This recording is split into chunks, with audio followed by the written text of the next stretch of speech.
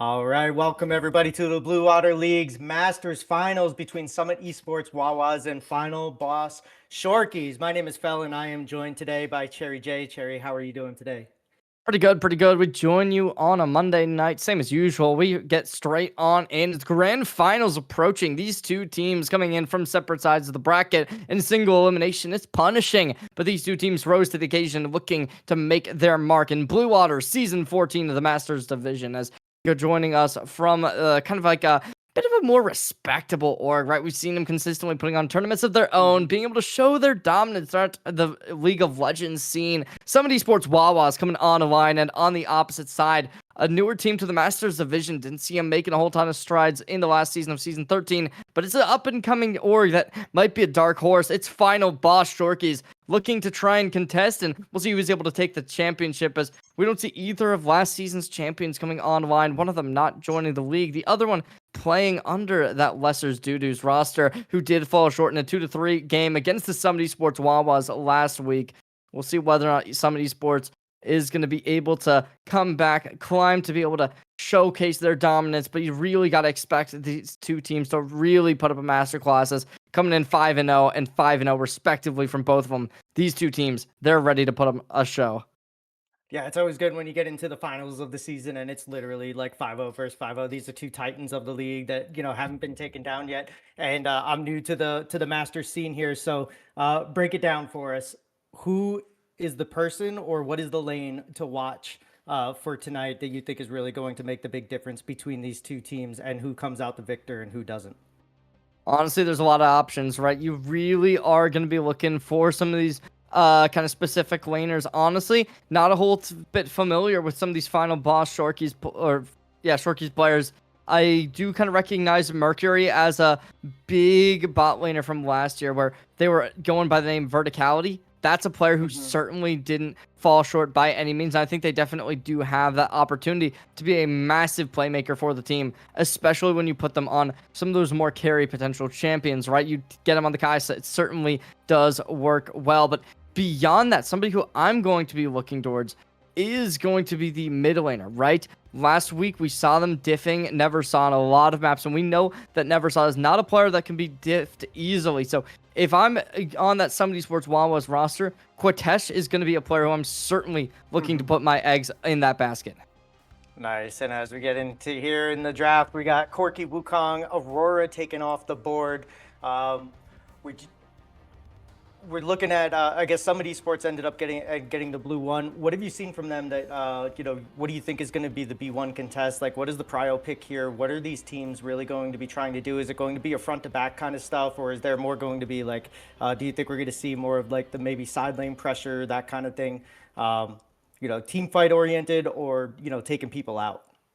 I think sideline pressure obviously is going to be an option. We saw it a little bit last week, where these two teams, they definitely are going to have the potential to lock in something like the Trundle, like the Yorick, going to try and pressure top lane significantly, pressure bot lane while the rest of the team goes for Herald fights. It certainly does have that opportunity to play behind, right? But I think for the most part, some of these sports Wawas, they're going to look to more so play that standard front to back. They're not going to try and go for the dive comp that really does just kind of facilitate engagements very well. Instead, they're going to look to engage utilizing things like an Orianna. It strictly goes down to these mid and top lanes, and as well as sometimes the jungler, to be able to get the engagements done and dusted. But the ban towards the Wukong, right? It kind of makes me wonder, is that something we'll be seeing consistently throughout the night? As if you kind of take a look through the history so far, it's been a lot of the Wukong who's being picked out significantly throughout this season 14, and it hasn't been as much, but we've been seeing a bit of the Corki as well. So seeing both of those banned out, it really does kind of give me a bit of a head scratch, as we do start out with the top lane picks more likely than not for both teams. It definitely seems as if they're both comfortable putting this out in the open instead of hiding this away towards the end. Likely looking to play towards their mid lane as their strength, making sure they get that good matchup. Right. Yeah, and this is a matchup tails all this time, right? Like the Scion can just sort of negate, do what he wants, and then if you give him a chance to just pressure onto these side lanes, he can just end the game like really quickly. Whereas Gwen, really good at taking down tanks and doing her job, against this sort of massive Scion beast on the side lane, but can have the opportunity to snowball if given a lot of agency. And it looks like with the Trundle pickup, it's going to be pretty interesting to see if they're going to end up prioritizing that, and if the jungle's going to be heading up there and trying to get this Gwen ahead, trying to get it to snowball to a point where late game they're going to have to send 2 or 3, and then on the other side for Summit Esports, playing through that and just kind of playing the slow game like you were saying earlier, and then using him maybe with an ultimate to try to facilitate these late game team fights and try to get, a good front to back themselves, as now we're getting the Jarvan on the backside. So top end jungle, I do like the Jarvan into the Trundle matchup. It doesn't give him as much stats to steal during every team fight or whatever, but there is going to be an eventual pace breakdown where Jarvan can get around a little bit quicker, but whoever gets to these lanes faster, it's really hard to get outside of these ganks. Like even if you're playing as the Gwen, as the Scion, it's hard to get away from the pillar, and it's also hard to get away from the flag and drag cataclysm that can come through from the Jarvan, as we see the Ori being hovered here. And if it gets picked, yeah, 2 ball delivery systems for this mid laner. I think it's going to be a lot of fun to watch QuazTech sort of navigate these team fights from the back end and be able to just deliver that in with their 2 systems that they have there in the Scion and the Jarvan. We'll see how they do end up operating this, but on the opposite side, likely to be launching their mid lane into action to respond. We'll see if they do end up going for something that could be a little bit more flexible. Whew. Okay, been a hot minute since we've seen the Tryndamere coming online. This is an interesting one. Super excited to see how this is going to be able to land us into this matchup, because this is now going to be 2 characters that love to play the side lane, right? You got that Trundle, now you have that Tryndamere to match with it. Super interesting composition coming online. Not sure how good it's going to be, because you don't have range in any lane unless you want to count the needlework, but that's not really the best range tool. Right. Obviously, if you're the Tryndamere, you might be relying on something like the Commanding Shout to be able to limit the escape routes, as getting that slow online could be very nice to be able to get your Trundle online, but it's a little bit interesting, right? I don't know how good that's going to be. You're going to have to get your bot lane ahead if you want to win a team fight. Yeah, definitely. Or you're just going to want some disengage in the bot lane to where you're going to be able to just play off of they have to send 2 or 3 up to deal with the Trundle, up to deal with the Tryndamere. So that does give you a dual threat for the pushing meta that it seems like they're going for. And on the bot side, as we get the Kai'Sa ban and the Rel ban, I am going to be interested to see what kind of bot lanes they pull out of here, because it does seem like they're going to want something disengagey. I don't know if either of these supports play enchanters, but like a Nami or something like that, where it'll really be able to get the 1v4 or the 1-4 or the 1-3-1, able to snowball towers down while the rest of the team just sort of holds place and make sure that they don't lose any objectives on the way, as we get a Varus. So 2 ADCs coming out from Final Boss Shorkies, and with the Rel ban, probably going to see another support, maybe an engagey support that they want, but I would expect to see something that's going to help disengage over this. But you never know, maybe they get something that just wants to go in, and then all 5 of them just crash down all at once here for the side of Final Boss Shorkies, as the Caitlyn is going to be the pickup for them. Caitlyn certainly does make sense, right? You need that range, and the Caitlyn's going to be allowing you to secure kills with the ulti. It certainly is going to be a pick that allows for some more opportunities, but how they're going to be able to follow up with it, that's the question. Because from my opinion, I kind of do go with that more route towards we want to be able to engage, and I think that a perfect pick for that would be something like the Nautilus. So if you want to try and run a not Kate bot lane, that could possibly work, and I wouldn't be too surprised to see it, but it will be a Tristana to match against the Caitlyn. So honestly, I love this matchup as a Tristana, right? You're able to just completely dive in. The range factor that Caitlyn is so happy to be able to take no longer becomes an ability after the rocket jump, and then you apply the grenade. It certainly is just something that really gives away no faults, and you have to play it perfectly for the Caitlyn.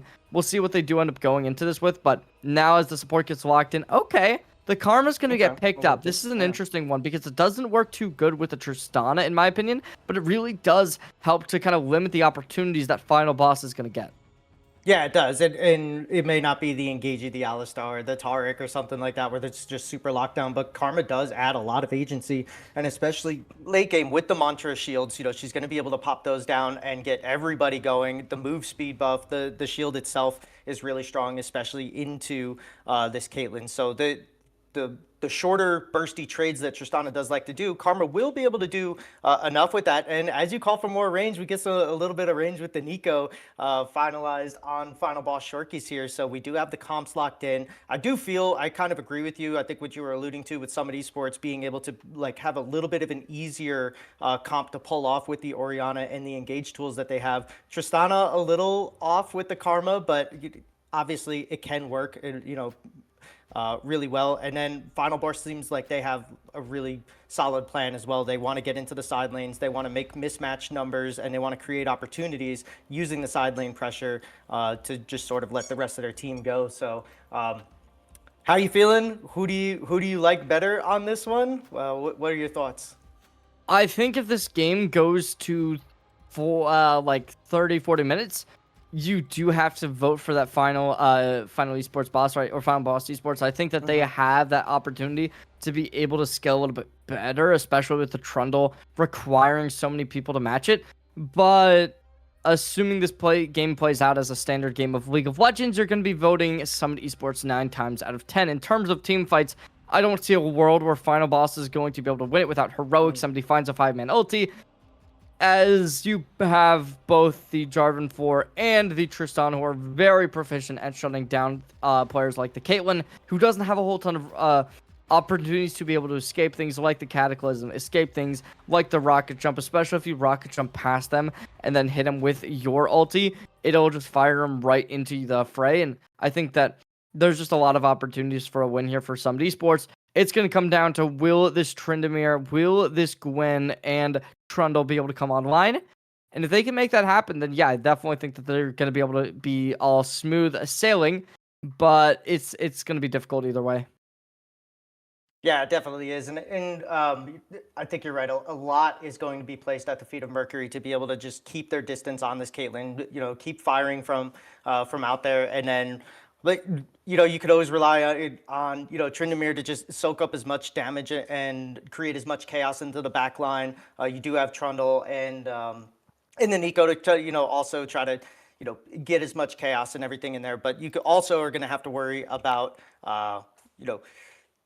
the ability for them to dive in and catch you, and if you've already used your net and then get into a situation where you're stuck in a Cataclysm with an Ori ball, like oof, that could be really, really bad. So with that, we're going to take a short spectator delay break, and we will be right back for Blue Water League Masters Summit Esports versus Final Boss Shorkies. Don't go anywhere.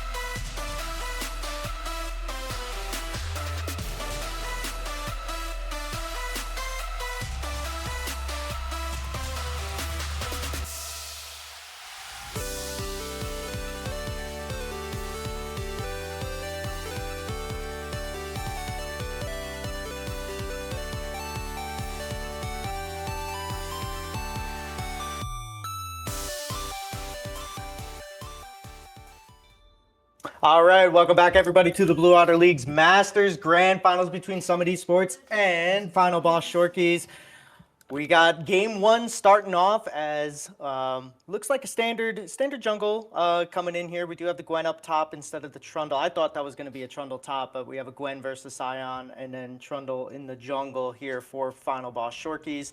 It seems pretty standard. Doesn't seem like any team really wants to go for any cheeky plays here. Just going to be the regular 5 lanes protected here early on. We do get a little bit of vision coming out of the Jarvan here, but it's just going to back. And it doesn't seem like we're going to get very much action to start this game off here. Working the matchup, it is going to be a little bit difficult, right? If you're Summit Esports, you're having to play very aggressive very early in the top and mid lane, as you don't want to allow your opposition to scale too heavily. But as the ranged mid laner Orianna is, you definitely get that opportunity for success. As we do see the E coming online for Fortnite, they're actually investing the Ghost early. They want to force it back so that they're able to get more levels online, but it isn't going to work. Instead, the Orianna on the other side of Quatesh is going to be able to get their way on out. Operating with the heal potion online, they are going to be able to get their HP restored. And the only real issue is going to be this Tryndamere is exactly where they want to be. They're in the center of the lane, and they have that opportunity to be able to succeed in terms of being able to get minions instead of being pushed away. Now they have full rage online. That's going to be something that will hinder them if they try and utilize it to the fullest instead of being able to kind of play that passive engagement that they are kind of required to make happen at some points. On the opposite side, right, we look towards bot lane. This can be a big issue for Summit Esports. They have to get aggressive or they have to play extremely passive.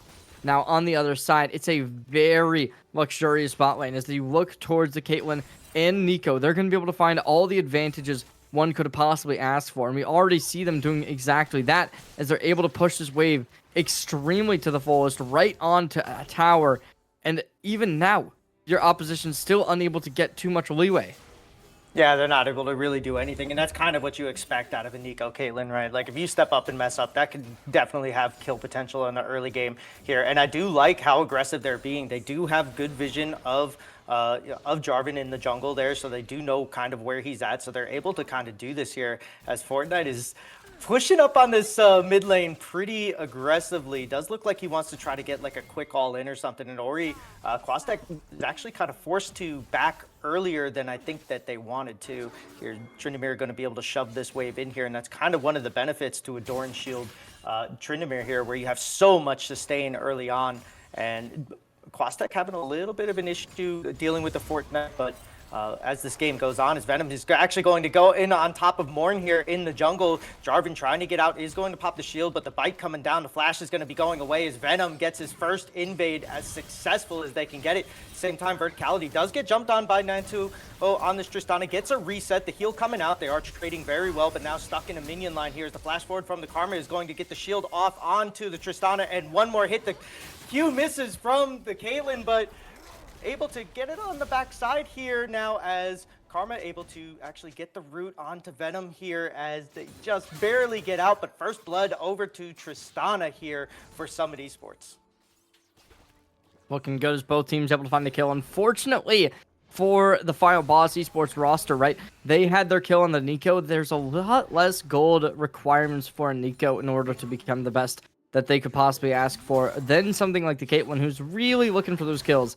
But on the other side, we did see the Tristana able to make the first kill going their way, which allows them to get an extra bit of gold compared to what the Karma would have required. So it is certainly looking good. However, we look towards top lane. Possible kill is going to be Light coming on. Actually, it looks like Lost from Light might actually be able to get the 2v1 here as they just snipping down, get all of that regen there as they had the Conqueror fully stacked up, and Jarvan coming up, forced to walk away from that is a nice cheeky flash out of Lost from Light there. I really like that play from them where they were able to just kind of get away from that and negate all of the potential damage coming out. Now he's going to get another shove on the tower onto Troy, but Troy, he flashes forward, gets the shield pop and the auto attack, and actually gets a solo kill on the back side of that gank from Jarvan. So just enough damage done from the Jarvan to initiate a kill for Troy on the Scion, and that is a huge kill for the side of Summit Esports. Looking phenomenal as Now Summon Venom Esports once already again. on the front foot, Yep. but it is going to go the other way. Venom able to pick up a kill as they invade opposition jungle. That gives them the opportunity to be able to back with extra gold in store and throw off their opposition's pathing. They're going to still need to go up top towards top side if they want to be able to get this done to the fullest, but there's already going to be the ward placed into enemy territory from Venom as well, so it gives them complete knowledge of where this Jarvan 4 is going to be playing towards. That gives them a lot of leeway. We'll see what they do end up opting in for with this in their win, but as Summit Esports comes online, it certainly seems like this game might just be theirs to take, even though they're down 1,000 gold. Yeah, as we do see, Lost from Light and Troy battling out again. We do have the ultimate from Sion available. Doesn't choose to use it. Just kind of going off of there. And I absolutely, like, I love the vision that's being placed by Venom on this Trundle. He's doing such a good job of being so aggressive, not giving Morn very much time. And on the backside of that, as Tristan is going to jump in, catches the root from the Nico. And the net is going to get verticality away, but now stuck with the Karma, and the Jarvan is going to go down. Feats of Warfare claim for Summit Esports is Valley's on this Nico trying to get a little bit of poke back the other way, is going to find the root and a double Q, but nothing else on top of that, as Lost from Light now trying to push this wave on the top side there, and another successful gank from the Jarvan as the snips are coming out. Troy almost dead here, but does get away out of the turret. That's going to be the ultimate used by Lost from Light here on this Gwen, but a sizable CS advantage, and had Jarvan not gotten up there, they would be way behind on this Gwen. So what they do end up getting, but as Summit Esports is able to pick up a second or third kill, sorry, it gives them one on the top lane. That's going to be very nice, as well as two in bot side, as now both the Karma and Tristan are able to get a little bit of extra gold going their way. So as we can kind of see, the arrows are going to be looked towards from the Tristana, able to not go for that assassin build, but instead playing towards the meta, which is just going to be trying to play from range, right? That's very good. We're going to likely see them buying Dominic's regards sooner rather than later. As you'd imagine, the armor gained up by the Trundle and Tryndamere are going to likely be something they're going to want to instantaneously deal with. And obviously, the armor piercing ability likes to armor pierce. So definitely something I'm going to be looking towards is a future buy for the Tristana, possibly like third buy realistically. Over towards mid lane, though, Venom going to be coming online, but unfortunately not able to find too much. No, he's not. But yeah, the extra gold into the Tristana and the Karma here is going to be paramount towards the middle part of this game as the Grubs are up, and we do have a lane swap coming in here. And now Venom kind of getting pressured out of his own jungle, is more moving along with their bot lane into the Grubs here, as Caitlyn and Nico will be pushing in that top lane. So we will see a little bit of a skirmish over for these Grubs here as these two top laners continue to fight. We did see Sion using his ultimate to try to catch that wave, get a little bit of extra XP, as the ultimate and the flash is going to come out from the Nico. Does get a three-man root and a stun on the backside, as Orianna is going to get the shockwave off and going to be able to at least stem the chase here now, as we do have Summit Esports corralling around these Grubs. We do have one Grub down now, and it looks like they're trying to get out of here as Venom's kind of caught here, but verticality with the kill onto the Jarvan, and Fortnite going back in, pops the Tryndamere ult, is trying to chase out now. Tristana is getting what they can as Venom does end up taking down the second of these. The pillar comes out, almost gets caught, but Tristana with a good flash on the backside of that now, as Karma trying to do what they can. May is doing their best to try to get whatever they can, but all three Grubs going over to the side with the Tryndamere, a Trundle, and a Gwen. That is huge for final boss, as they're looking to go on here, as they do also get a kill, bringing it 3-3. Yeah, it's equalized once more. However, in terms of the gold, it is still going to be Final Boss Esports in a massive advantage as they drop the HP as well as taking people down for the count. See what they do end up getting is giving the Trundle a kill. Certainly an interesting way to be able to provide this progression, right? I mean, the Trundle is a character that certainly does thrive with gold, but they're also somebody who does get a significant amount of it from tower plates, as well as being able to shut down towers. We do have the Cataclysm coming out here as the thing goes off. Oh, and Tristana caught up by the Nico root. It's going to fall over to Venom, and now Caitlyn getting the ultimate out isn't going to take down the Karma. Nice job trading the kill over to the guaranteed kill over to the Caitlyn to make sure that she gets a little bit of gold in her pocket, as we see this already. Dirk now completed. I think they might have almost enough, if not enough, for the Collector here, as a really good counter gank coming out from the side of Final Boss is keeping their bot lane alive and returning 2 kills. And Summit Esports looked like a good play until it wasn't. Certainly doing their best as Final Boss Esports now going to be able to provide a bit of an advantage to them as the Trundle already gained the Triforce online. Certainly not an accomplishment one can take lightly, right? It's a big advantage they're going to be liking to go for, as the Tryndamere as well, looking to go for lifesteal more likely than not. See what they do end up getting. The Ravenous Hydra likely to be the next buy, especially going to be going towards those close range characters, right? The Jarvan 4 I kind of loom towards as a big target this Tryndamere can try and lock in onto, as even after the Cataclysm comes online, their E will be able to instantly knock it off. We do have a flash out of Troy on the bot side. It looked like the Trundle Pillar did stop him, as this is just going to be chased down under the turret, and another kill from Venom over to one of his laners here, as he's going to just kind of give that over to Lost from Light. This Gwen now 1-1. Starting to come online here now, does still have a CS lead and is going to get some plates out of this. Is now the Nico looking for a little more poking onto Tristana. He's going to go in with the ultimate here. He's going to get the root, going to get the Q's down, but not going to be enough for an all-in here, as May on the Karma shows up just in time to just kind of trade this back, as Tristana gets extremely low fails on this Nico, doing a really good job of just exerting all of their pressure that they can and keeping this Tristana from being able to really do anything that they want to, as at the same time of that, Trundle gets his thing. Oh, is the flash heal? The Caitlyn ultimate forces out the flash heal from May on this Karma. Not exactly what you want to be burning that flash heal for, but does keep the Tristana alive for just a little bit longer now, as Born on this Jarvan coming up for another repeat gank, and during that time, Trundle able to take the first dragon of the game. So what they do end up getting is currently, there's a little bit of a rough spot. Yeah, that's where you thank the Lord that that Caitlyn doesn't have her collector yet. Is this EQ that she's doing on this Caitlyn is Verticality is just doing a really good job of playing a little bit of mind games with that. Obviously, we know that these guys being in Masters are going to have a lot at their disposal as far as like fun tricks they can do with the champions, and showing it off a couple times now. Verticality on this Caitlyn, able to just kind of get what they want, as now Gwen on the bot side pushing through. Fortnite might actually be caught here, as he does go in. He's getting slowed down by the Karma, but just pops the Ghost, doesn't have to use the ultimate or anything, and he's going to have to walk away from this on this Tryndamere here. As you were right, the Ravenous Hydra did come out. I will see what they do end up getting from here on out, as it is still going to be looking like some of these Esports Wawas is going to have to come back from the depths, as Verticality looking to get out of the fray. Certainly going to be rough as the root does come online, trying to get out, but Venom now going to have to discourage themselves, and definitely is looking pretty rough. Some of these Esports Wawas progressing a lot of players up towards top side to be able to try and find somebody out, but as the Tryndamere going to completely take advantage of this as they go in for the tower, able to limit only 2 plates remaining.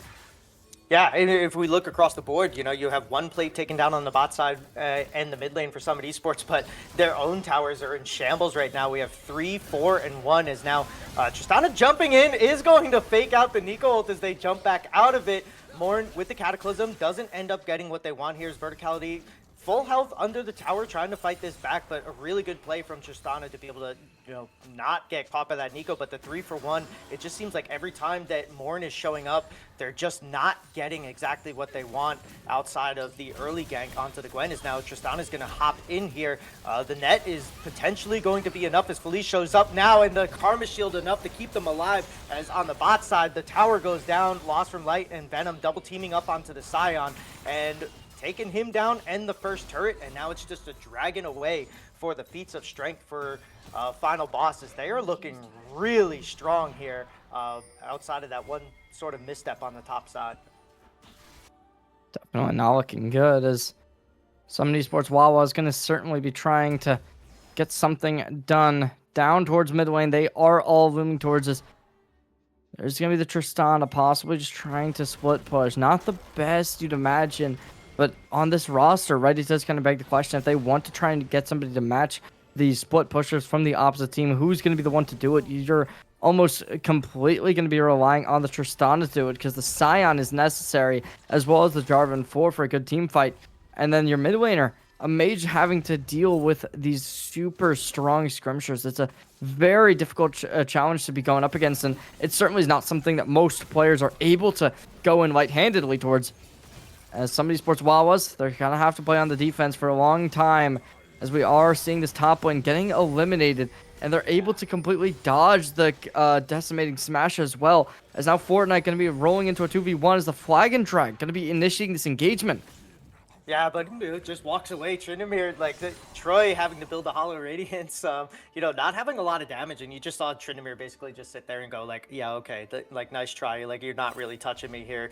Getting the tower in his face and then getting away from that as Morn trying to do his best, to get his laner some sort of advantage, but it just seems like it's not working out for the Jarvan so far. But you can't really stop trying because you definitely need, this to keep going, and the longer that you go, it is going to hit a sweet spot where Summit Esports will have the strength to be able to take these out and then hopefully snowball off of that. But as you were saying earlier in the game, like if it gets to late game, this is going to be such a punishing comp to try to go up against for Summit, as now vision being set over for this dragon. They do realize that the Rift Herald is going over to the side of Final Boss, and that is going to be the feats of strength for them on top of the after getting the first towers. So it's going to be interesting to see if they can really do much with this, as the Rift Herald is going to be popped. The dragon has spawned, and all of the vision that they set up, they're kind of giving up now. And it looks like Final Boss are the ones that are going for this, as the Shockwave's going to come out. The Undying Rage is going to be popped, the Scion ultimate as well. And Fortnite doing his best to try to take out the tower. Doesn't get it. Goes down to the Orianna. So Quaztec and Troy able to stifle that push. Doesn't get the tier 2 down. The Shelly was popped. And now they give, but for that, they give the second dragon over to Forgotten Boss. Kind of unfortunate. It's like one of those, you do whatever you can. As the Trundle Pillar is actually going to stop. The Subjugate is popped down. Morn not able to get out of here. Is lost from light. Oh, he flashed. Venom flashing forward on top of the Morn, trying to get what he can. There is going to be a kill shut down over for the Scion, and then a kill traded over at the same time to Lost from Light. But now the Gwen is kind of stuck there as well, as they're trying to get out of here. Lost from Light does take down the side. Nope. Does end up getting out, but Caitlyn on the top side, sorry, I screwed that play up. Caitlyn on the top side does end up falling to the Karma and the Tristana, and even though it's not a standard what we would normally see paired with the Tristana, there is a lot of kill pressure with the Karma Tristana here, as Caitlyn is finding out when she's left alone. See what they can get as some of these Esports. Wawa is going to look to keep this game alive as they're matching kills, but unfortunately the goal just not staying the same. Right, we look towards every lane currently. Each and every one are down C, yes. Small bits, but it does add up. And eventually that ad could be a little bit too much to deal with as we look towards May. They are going to be still just waiting in wake. So lots of players opting up towards topside. Could possibly result in a skirmish. But as the Tristana backs, the rest of the team are going to have to go along with them. Yeah, and that's one of those things that you could do is Tryndamere, like, wait, why is my W highlighted right now? I know somebody's here, and he tried to give it away, tried to, like, bait it out and get him to come over, but May not biting on that one. Thankfully for them to not just give away a free kill, because we did have Trundle coming up there. And now more vision trying to be, pressed, as we're starting to see the Tryndamere going into the bot lane. They are just suffocating Morn out of resources here, as we see the Gwen taking out the Raptors, the vision lines being pushed up for the side of Final Boss, and it seems like they just have all the momentum right now, as Gwen's going to be going up top to match Troy. I guess they just got deep vision. Maybe that wasn't up yet, but it does look like they're taking everything here. As Tryndamere pushing into the bot lane. They are a lot of pings going out to the side here, as Troy is going to ultimate into the inside. Does end up hitting the clone. Felice is kind of caught along with verticality. Misses the net over the side there, and Cataclysm down onto Felice here. Does not have the opportunity to get out of here and fails, going down to the Tristana. That's a double kill to the Tristana. If there's anybody that can save this game and put out the kind of damage that you're going to need to win in the late game, it is going to be Nanto on this Tristana. So huge shutdown and double kill put into the pockets for them, as now Otacon is who they're going to be going after as it's going down about a third HP now, taken away from the Otacon. The teleport will come in, and now it looks like May going to lock down Gwen here, is going to pop the bubble, but not being able to get out, is going to hit the ultimate. Is now Fortnite coming in, flashing on top of the Tristana. It's going to be a kill for the Gwen on the backside here. Fortnite is starting to chase everybody down as Venom onto the backside here, and now it is a 3v4 as all these melee champions trying to get in here, trying to close the gap on the Quastec, and Fortnite not able to get it. Does pop the Undying Rage, but is going to be stopped over from the Jarvan, but from the backside, Nico getting the kill onto the Orianna, and the Karma going to fall at the end of that fight. Now Otacon, which was started by Summit, is going to equal into a 4-death route of Summit Esports, and the Otacon is going to be the next thing to fall, and that is the great American throwaway for Otacon that we love seeing. Great stuff coming out as the Otacon gets slayed. I'll leave Summit Esports with a big gap they need to fulfill, and if they want to be able to close it, it's going to have to start here and now. As it does seem as if a fight towards the mid lane possibly be breaking out sooner rather than later. We will be seeing the Drake up and about that would possibly be able to give Final Boss Esports their way up to Soul Point. This game one, right? This is still a best of 5. There's opportunities to come back for sure. But if you lose this, if you're Summit Esports, you got to imagine that the mental will have to be dropping at least significantly, if not completely. As a game number 2 loss would be causing almost everything to go downhill. Yeah, and especially when you get a draft like this, like almost any team, like you were saying in the pregame, like any team would like kill to get a draft like this. A Sion, Ori Jarvan, you know, Tristana in there. So if they do end up falling here, like you said, it could be huge on the mental because you got exactly what you wanted, and then it wasn't enough against this, you know, tad unorthodox comp that they have here. But it does seem like they're going to just sort of overload this top side here, try to catch Fortnite out on this Tryndamere, but good luck. His ultimate is almost back up here as he's going to try to get away from here. He does have the Ghost to get away as well. Will end up getting rooted, but he's already under his tier 2 tower. So a tier 1 tower basically going down for a potential tier 2 in the mid lane here, a tier 2 in the bot lane, and a dragon as Fortnite is now fighting under his turret. He will get rooted, doesn't end up having to pop the ultimate just yet, and now this is going to be so much trouble for Summit to get over here as Venom and Fails getting this down, and Fails gets the root onto the Sion, will end up walking away from that barely, but does get out here as Fortnite walks back in with the ultimate popped and is just going to end up dying as Tristana does get away. Karma doing a great job shielding under the turret, locking down, and Fortnite, instead of just giving the turret away, ends up giving away a kill and potentially a tier 2 as well. It's definitely looking like this last part of the game potentially is going to be pretty desperate. As Summit Esports, they do end up taking down the Tryndamere, which is definitely a big boost to the morale. You got to imagine is seeming as if this Tryndamere is looking to build up the IE. Gonna look to try and limit that possibility as much as possible. As certainly Tryndamere doing the extra critical damage will be one that you don't want to have to deal with. But as we kind of look towards his rage is up, and it's like every other. Oh yeah. He has 2 items and he's critting every time. So yeah, now it looks like the name RAM is starting to pop open for Summit Esports. As now they just kind of want to take this. They want to open up this tier 1 tower to give themselves a little bit of map mobility, and it looks like they're more than likely going to be able to, unless you know, Magic. No, with Gwen and Tryndamere in the side lanes, this is going to be theirs to take, as they're going to try to get in on this. Troy trying to get the slow a little bit too far for Morn to hit the Cataclysm here, but now they've just overloaded this as Fails is going in, gets a 5-man ultimate, but pays with his life. There's Venom on the back end trying to stop this push, but that's going to be a tier 2 and a kill for the side of Summit, and this might be what they need. But at the same time, you have the tier 2s on the top and the bottom both going down, as now the tier 3 is in the sights for this Gwen, for this Tryndamere. Venom is trying to stop the backs, does end up letting Troy through on the Sion, didn't see him until the last second.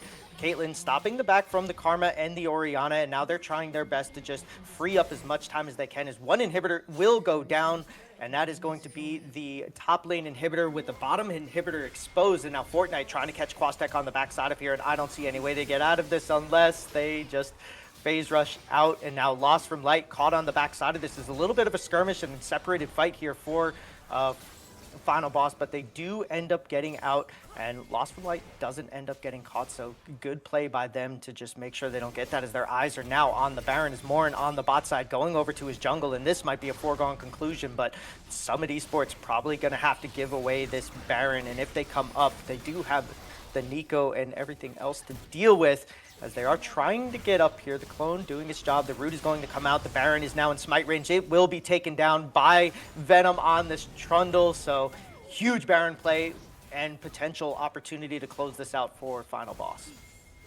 Yeah, you got to give credit where credit is due. The Nico certainly given the team the opportunity to be able to get that leeway in order to not even give the potential for a smite deal. And it really does just go to show some of these sports, they have to make the changes, right? We look towards final boss esports, the gold lead seeming to be insurmountable, but as we do see loot from Light in a pretty rough spot, the rest of the team's going to have to climb all the way down.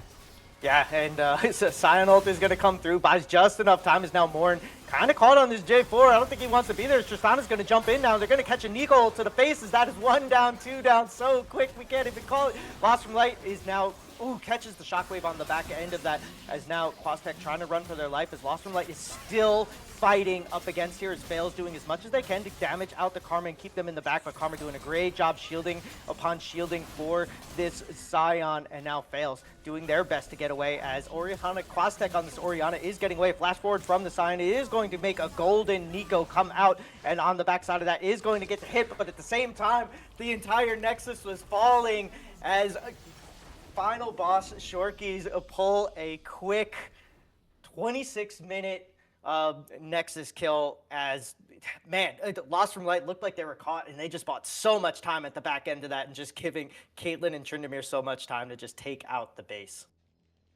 It does just go to show, right, this team, their opportunities to be able to find success, it is absolutely out of this world, and it just goes to show, even with a not so conventional composition, they will be able to find value completely. And just look at the damage. Lost from Light, 30,000 damage on the Gwen. Minutes.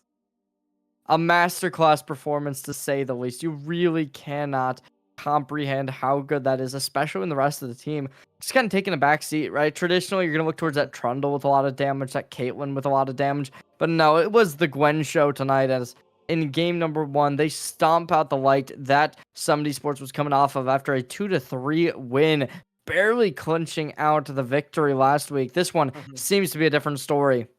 Yeah, at least it starts that way, but now we're going to be, delving into the deeper pockets of these guys' champions pools, and are they going to keep throwing unconventional things out there, like the Gwen Tryndamere as the laners and stuff like that? And is Summit going to be able to adapt to that? As they see these drafts come out, are they going to be able to adapt to that play style, and are they going to be able to do anything to really stop them? But game 1 in the books. Final boss Shorkies take the game 1 lead off of the backs of the Gwen, the Tryndamere, and a little bit of the unorthodox comp. So we got a banger set up for you guys. Don't go anywhere. Game 2 will be coming to you shortly.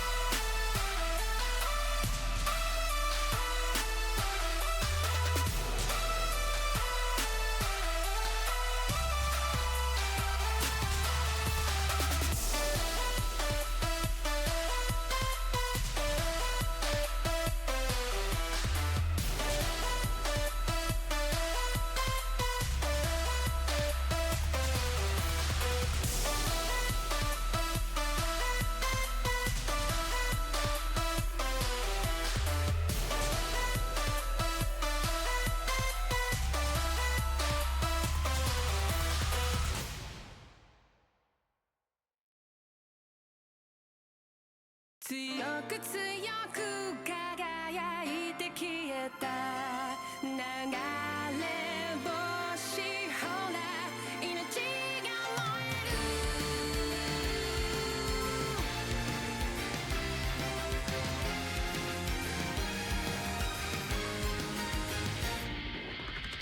何かに怯え走り続けたその虚しさのしじなに何を見て何を探してきた自分の声がただ響く幾千万の星の中で惹かれて出会った守り手たちよ回る回る時の輪の中で自分の弱さ強さの先に同じ空誰かが見上げてそう信じて消されない虹の奇跡が届けと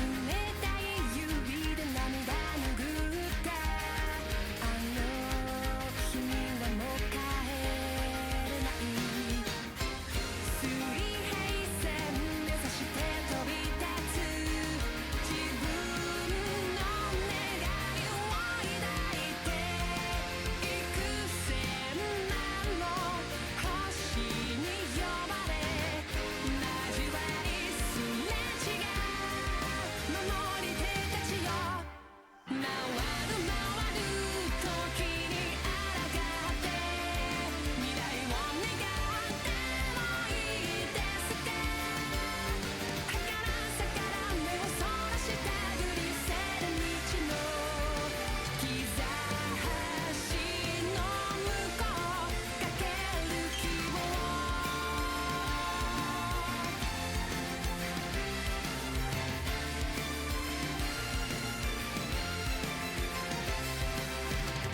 あなたの光あなたの命いたずらに知らさないようにそっとくれた記憶胸に熱く灯し約束の地へもう繰り返らずに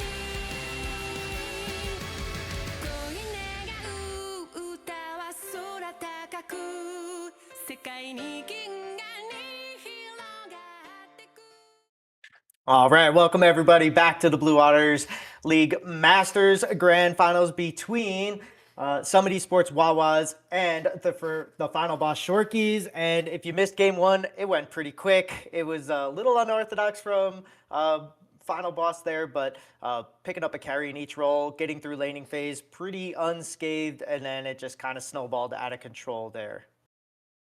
Yeah, we've been seeing phenomenal work coming in from each and every individual on the battlefield. However, when it came down to it, we just saw Final Boss Esports running them down a little bit farther and a little bit harder than what Summit Esports was trying to defend with, right? Especially towards the end, we saw that final fight. There was no possibility, right? You had to defend the bot lane, but in the midst of the bot lane push, there was just a couple players coming straight on from the shadows, able to strike while the iron is hot.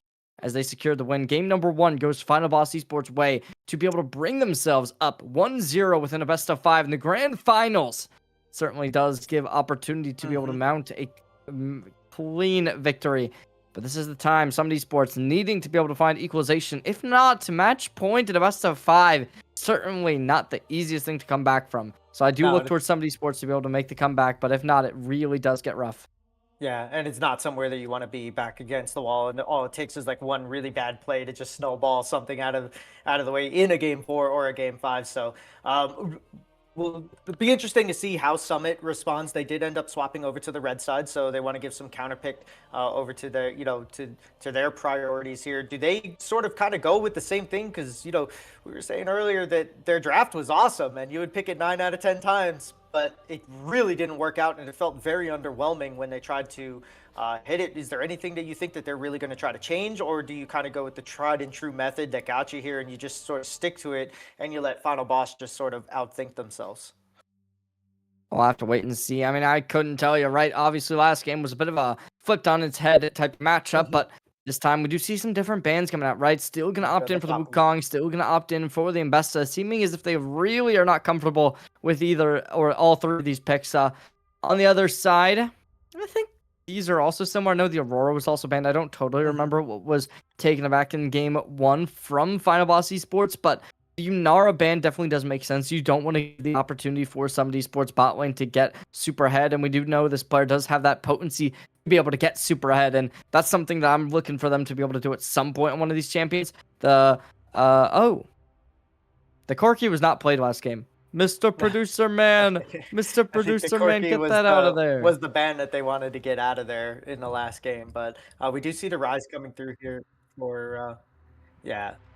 So we do see the rise coming in for Final Boss here now, as they're going to go with another strong, strong side lane presence here on the rise. Is It's going to be met with the Talia in the mid lane or the jungle, but more than likely going to be a mid lane Talia here, as trying to get a little bit more wave clear and a little more wave push, and then a little bit of roaming. Want to get around for those early plays and try to get one of your side lanes going ahead. And yeah, I agree with you too, because up until like the 10-minute mark, the initial waves on the bot lane, or at least the initial state of the bot lane, was some of esports were winning that. That was their win con. They got the 2 kills on Tristana. She was always just doing a better job of trading with verticality on the Caitlyn.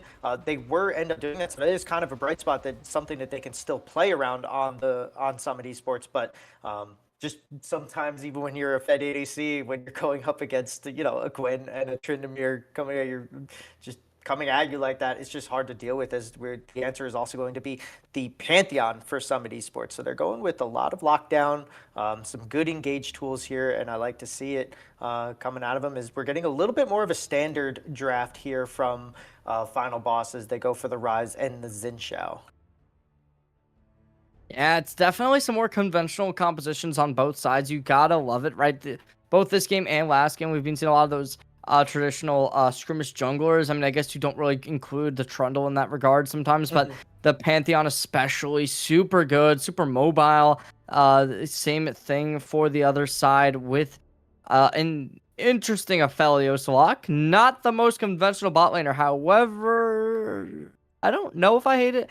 I haven't seen too much of them just yet in pro play, but it definitely it's a pick. That's what we'll say. It's a pick. One of the picks of all time. Yeah, I mean, you don't normally see the Aphelios. I mean, I don't normally, because I'm usually casting on smaller, elo stages. So it is definitely going to be interesting for me to see as we get the Ornn coming out as the final pick of the first round for Summit Esports, and as the bans come out. But it is also a champion that, when played right, you can just be like, where did my life go? Like, why am I on gray screen? Like, he hit me with half an ability.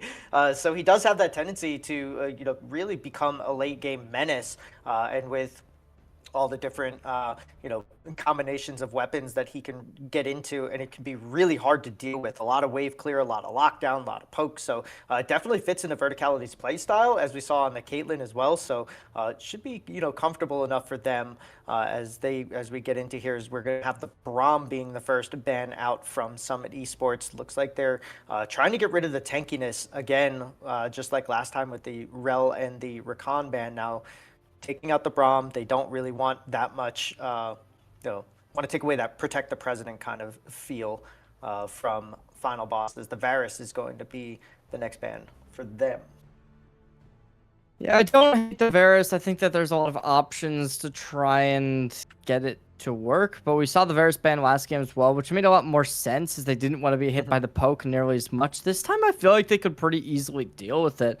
Maybe Right. that's just me being a little bit optimistic in that idea, but on the other side, the Ornn, I mean, for some esports, it makes sense because they don't love to play towards their top side. By the looks of it, they're really opting in for bot lane a lot of the time. But we'll see whether or not it will be able to find success in this matchup. as the last game we saw the Gwen come out. So if they have more picks like that, this Ornn could really be in for a rough time. Yeah, but he does add a lot to the team as well. With the Pantheon Ultimate being able to come through and give you, that global map presence. Whenever they want to hit that button, they're ready to go. The Ornhorn coming out, and then Pantheon ulting on top. There's going to be a lot for them to deal with there as the team fights go out. We'll be able to obviously get into the back line on top of the Aphelios, especially when you ban the Braum, as the Jinx is going to come out and is going to be put in the hands of Summit Esports, and looks like they're going to be going for a R5 support pick here, but we'll see what Final Boss wants to pair with this Aphelios, and then where they want to go with the Rise. Are they going to send them top or mid, and then what their final pick is going to be might be interesting to see as the Aatrox is going to be locked in. I love this into the Ornn. It's such a menace to deal with. He has so much sustain, able to just lock down people, and the 2v2 between him and Zinchao, or the 3v3 with him, Zinchao, and Rise over these grubs is going to be awesome to watch, as he can just really wreck an entire team as he's coming in there. Yeah, the Jinx, it's an opportunity, but without the Lulu, we'll see what they do end up opting in for, right? Because the Lulu definitely is able to take a Jinx online to the fullest, but you do still have a lot of options available. The Nautilus, yeah, that's what it's kind of thinking, right? The Nautilus, Alistar, you get that opportunity to really put this Aphelios and the Lulu into a bit of a pinch situation, and with the hook being available to you now, it does give a lot of opportunity for success. The only thing that I'm really going to be worried about is the idea of hooking the Aphelios, and then the Lulu is just going to be able to completely neutralize it by hitting you with a morph, and then you're just going to be in a really sticky situation, as you're going to be unable to do a whole ton. And as the Jinx gets even closer to you, as the hook comes online, it just kind of leaves you with a little bit of a rough spot. But I think opportunity-wise, this composition from Summit Esports will be able to thrive. I say that, but we said that last game as well, so there's always that opportunity for Final Boss Esports to come online and just be super dominant with this composition, like what we saw last game. Yeah, and here, like you were saying, with not just the hook, but you're going to have the Ornhorn, you're going to have the Pantheon being able to come in, point and click CC on top of the Nautilus. So they definitely have a go button. They definitely have a really strong team fight to be able to do. And then with the Talia to able to just sort of like lock down areas of the rift where they're going to want to be fighting maybe around objectives and things like that. So it's going to be interesting to see. I think it's a really strong comp, but it's going to rely heavily on cooldowns and when they want to take these fights. And if Final Boss can kind of punish and push for these objectives, or create a lot of pressure, then it's going to be really hard for Summit to really deal with it. But we're going to have to take a couple minutes and take a break, and we'll find out then if Summit Esports is able to bounce back from their Game 1 loss and take this one into a tied Game 3, or if Final Boss is going to put the clutches onto Summit Esports. Don't go anywhere. We'll be back in a couple of minutes with your Game 2 for the BOL Masters.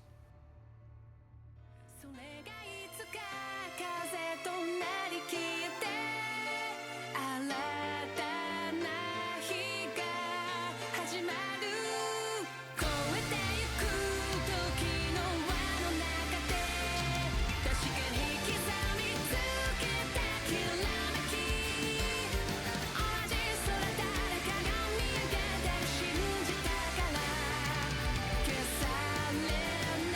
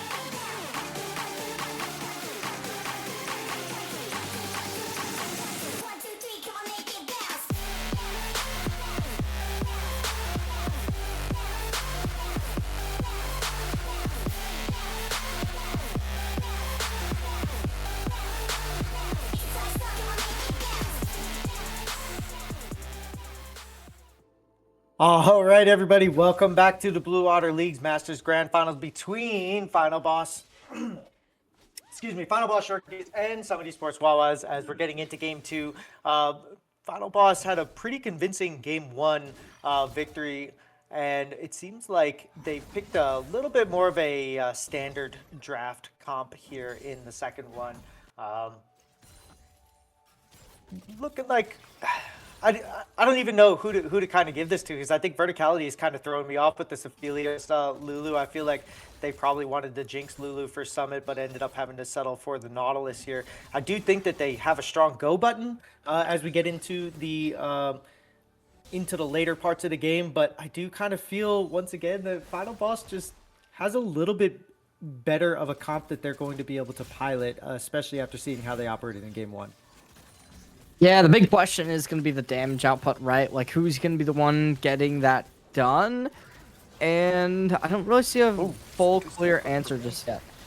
Yeah, we do see a hook from May. The heal is going to come out from Fails on the Lulu now as Verticality trying to get away. The Ignite's going to be popped by May on this Nautilus here now, as given a little bit of extra damage here. Is now walking through this minion line. They're taking a ton. Is now Verticality and Fails both low. Flash coming out from Nautilus. The flash over from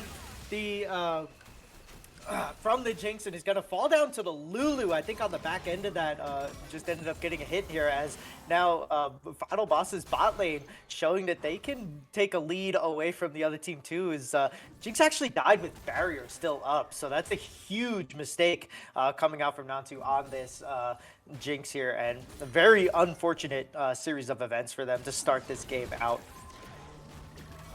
Definitely looking like this is going to be a big game coming in, as this is the chance, right? This is the good composition that they're running, and it has that opportunity to be able to make something work. And we will just have to kind of wait and see, bide our time in regards to what is going to be able to be that success.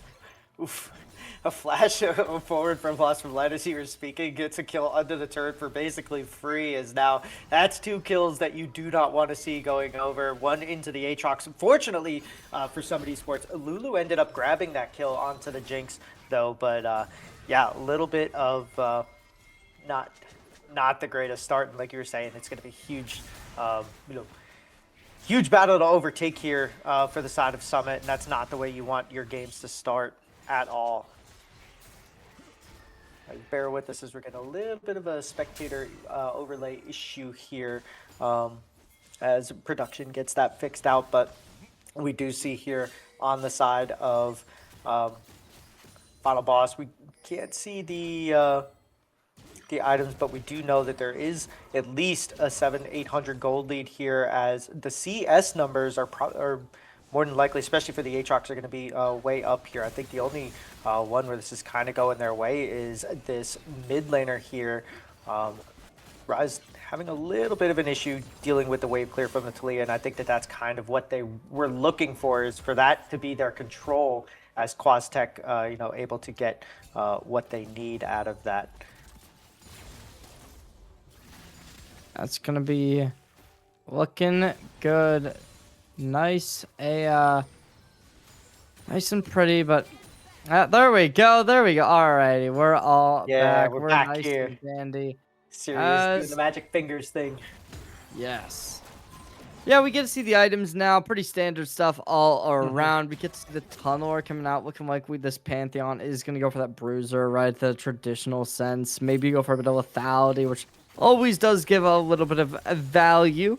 And everything else, there's nothing crazy, right? No crazy builds, no crazy runes, nothing like that on the table. And yeah, I mean, these two teams, they've been able to show dominance before. We know Lost from Light, a spectacular player when it comes to being able to find value, and on a character like the Aatrox, we'll see how they are able to pilot it. Certainly somebody who I don't think is going to have too tough at the time, but as the first Drake does get taken, there's not going to be any contest coming on in, as Final Boss Esports is going to concede this completely.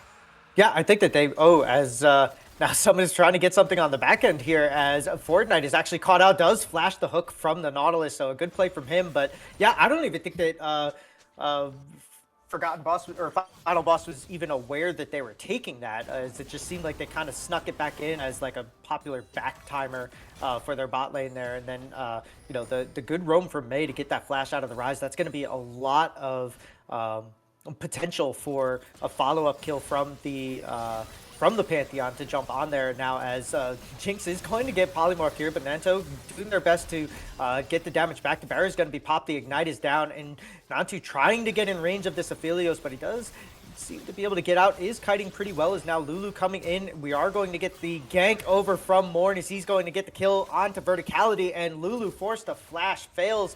Did their best to kind of get that, but it seemed like they got a little tunnel visioned on the Aphelios. They probably could have had both of them had they just stayed attacking the person that was in front of them. Is now Lost from Light on the Aatrox is doing a ton of work onto this Ornn now, and that is going to be a dead Ornn as the ultimate is popped and the kill is gone over Final Boss with the Feats of Warfare. First game went to Summit, so we'll see if Summit can play the same game that Final Boss played in the first one. Is now Fails doing the good guy Lulu stuff, holding an entire wave and a strong potential freeze for the side of Final Boss here. And Final Boss Esports picking this up right where they left off, as not going to look to concede anything coming into this matchup. They were certainly on the front foot last time. This time not seeming to take their feet off the gas pedal, as we'll see how they are going to be able to progress. Certainly seeming, however, as if this game likely to go in their favor.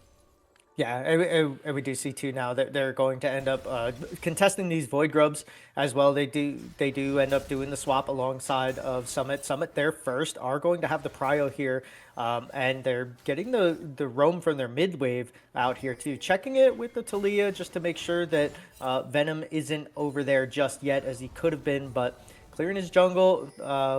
Mei doing their best to kind of sweep this out, and now it looks like we're about to get a skirmish here from both sides. Is now Mei caught out a little bit by the Rise, but they're doing a great job of just disengaging and keeping them at bay, and they want to get at least 2 of these, and it looks like they're going to, as Morn saving his smite for a 50-50 on the third one. They get 2, Rise doing their job, but the Nautilus ult is popped out now and stuck.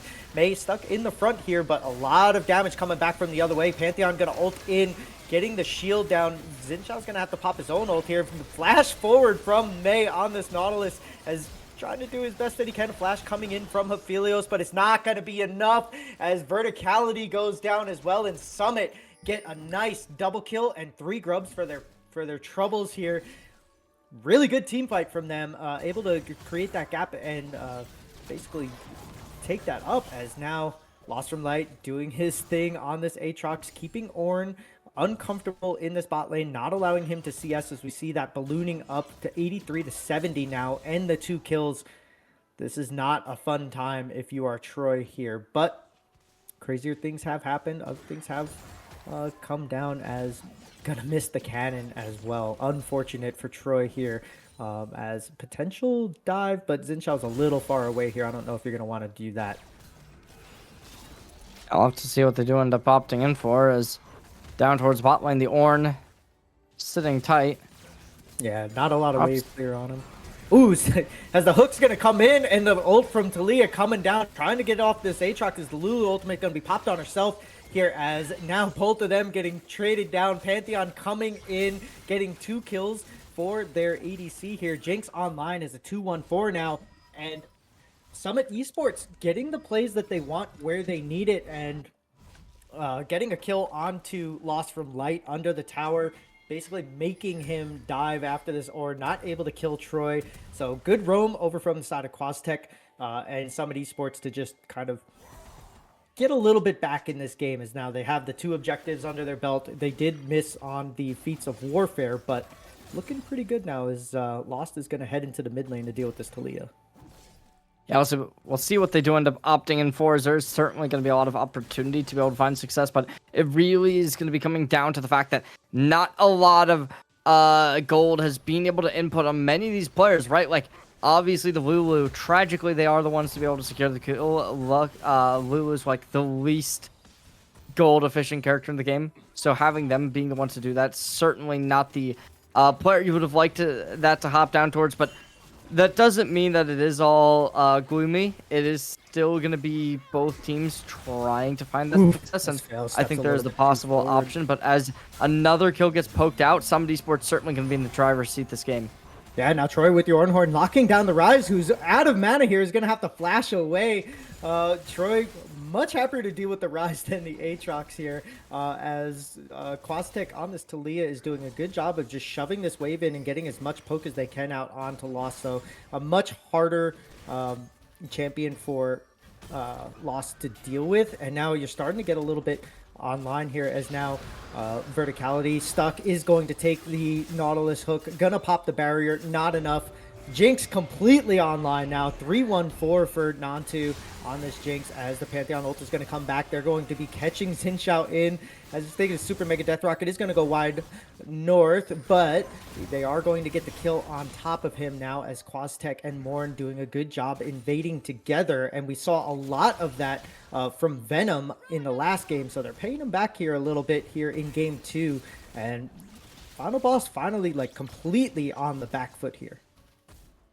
Yeah, we're seeing Exception of the this game getting flipped up on its head, right? Last game, very dominant towards the Final Boss Esports squad. This time, very different story, as they've been having a lot of trouble, especially the Aphelios coming online. Like, this is a very aggressive pick, right? It screams the idea that I am flexible with these characters and I'm able to play whatever I get put on. And the Aphelios, it doesn't seem to be acting that way, right? 0-4, 12 minutes into the game, not a reasonable scoreline to be at. And if you're any of these lanes, to be honest, except for the top side, right? Lost from Light, the only player who I'm really looking towards is somebody who's going to be able to make some plays, but in a position that they're currently standing in, as soon as the anti-heal from the Grievous Wounds comes online, and that already did actually happen, as Troy's got the Bramble Vest already equipped, so it's certainly seeming as if somebody sports might just have this game in the bag.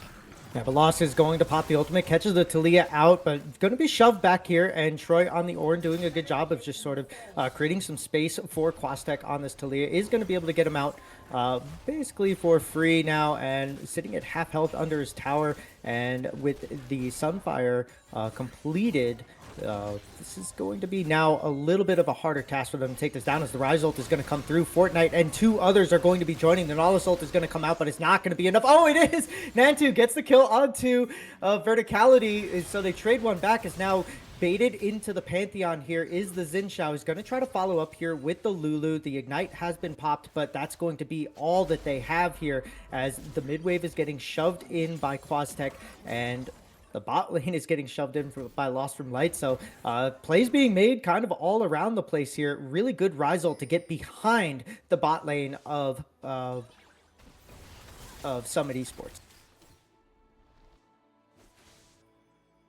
Certainly going to be looking good, as Summit Esports picks up 11 kills. A 4K gold lead. Not the most insurmountable, but it definitely does scream that this game is going to have to require a lot of miracle plays coming from this Final Boss Esports roster. If they want to be able to make the comeback, it does start here. It starts now with Summit Esports picking up 2 Drakes as well as 3 Void Grubs. It does seem as if Venom has gotten a little bit offline comparatively to what we saw in the previous game, where they were certainly making waves as a massive playmaker for the rest of the team to rally behind.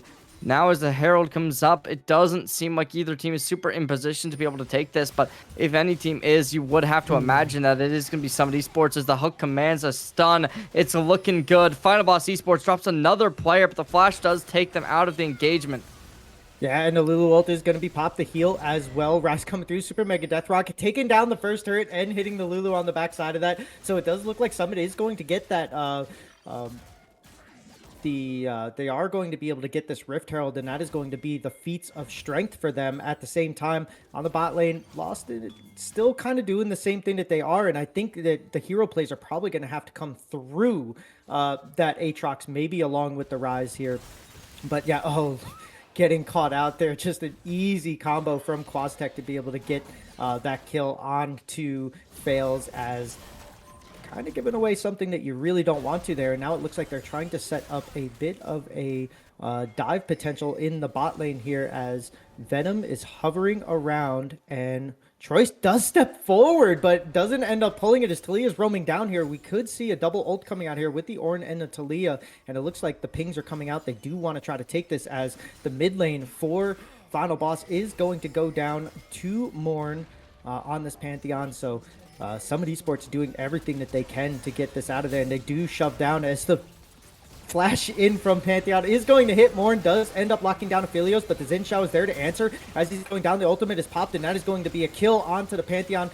And on the backside of that, oh, Nantu doing a great job on the Jinx. She's getting excited now, going after the Lulu. Teleport does come in from behind them as the Lulu ultimate is popped. Talia is going to use the wall to get around there, is going to dive. Aphelios here flashes forward, but he's going to take one too many shots as Aphelios gets a kill on the backside of that. And Verticality showing that he has the fancy feet as well, as now Lost from Light, who did teleport a little bit too far back on that one, is able to push Nantu off on this Jinx, so not too much loss there for Final Boss as Verticality kind of saves that play with the fancy feet and the flash and able to return the kill against Quaztech. I can't say that I totally understand the engagement from either teams. I think that there was a lot of options that could have been made a little bit better, especially coming in for attempting to attack the Jinx from the Xin Zhao, right? Like, yes, you just got done a phenomenal attack. The Crescent Guard worked phenomenally in your favor, but then attempting to push onto the Jinx, you didn't really have the follow-up from the rest of your team as they weren't able to make the connection too quickly. And that left you trying to flash out of the engagement, but the shots do still come online. You still fall in the end. And then beyond that, the Talia getting overzealous when it comes to the Aphelios. Diving under tower, yes, that can work out. Yes, that can be good. However, when you are a completely maxed out Darksteel, Talia, you don't need to take the risks on somebody whose gold bounty is probably less than 2 cannon minions combined. So, Yeah. I don't totally understand the idea behind it. Maybe there was some kind of crazy plan in motion, but it definitely didn't turn out to be the best idea. No, I think that maybe they didn't realize that the barrier was up at that time. And then also, I would have liked to have seen the Weaver's Wall just cut him off from the play and then just chase down the Lulu, especially since, you had the Aatrox teleporting into the back there. So it could have been really bad all around as the hook is going to go wide south there. And this is going to be a tier 2 for Summit Esports. They are making up for their past mistakes and taking some more global objectives down here now, as that's going to be the tier 2 opened up, and they still have only one of their towers down. So a lot of global gold on the board for Final Boss to try to get back here, but it is a 3k gold lead here, 3.4k gold lead for the side of Summit Esports, and they have the Void Grubs, they have the Rift, they have the first 3 dragons, so they are sitting on Soul Point at 19 minutes as these games are going really quickly. It seems as if Summit Esports going to be on the cusp of victory. However, after the last team fight did not go their way, it certainly does beg the question, will this be going the distance? A 40-minute match could definitely be on the cards, but Summit Esports still does have that Herald online. It does give them a lot of opportunity, especially when they still do command a 4,000 gold lead. That advantage should be something that they'll be able to propel them into a big victory, equalizing it 1-1, not conceding match point just yet. No, they're not ready to go down at all.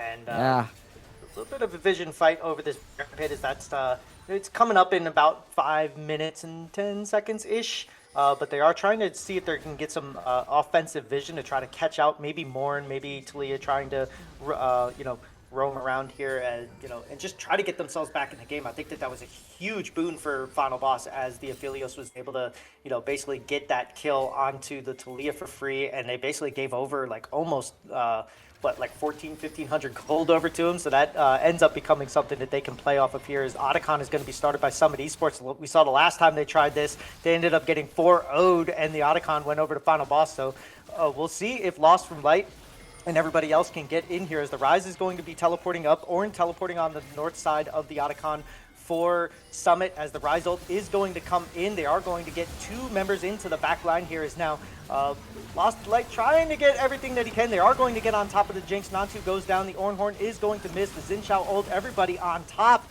of the Summit Esports. Talia doing their best to poke out from the outside. A missed flash from Troy is going to spell his certain death, and Nautilus and Talia trying to get out of here. Now, as Mei does end up flashing over the wall, but they do have Aatrox, and it looks like Final Boss getting three kills for nothing, or for one this time, and they have their eyes set on this Otacon here.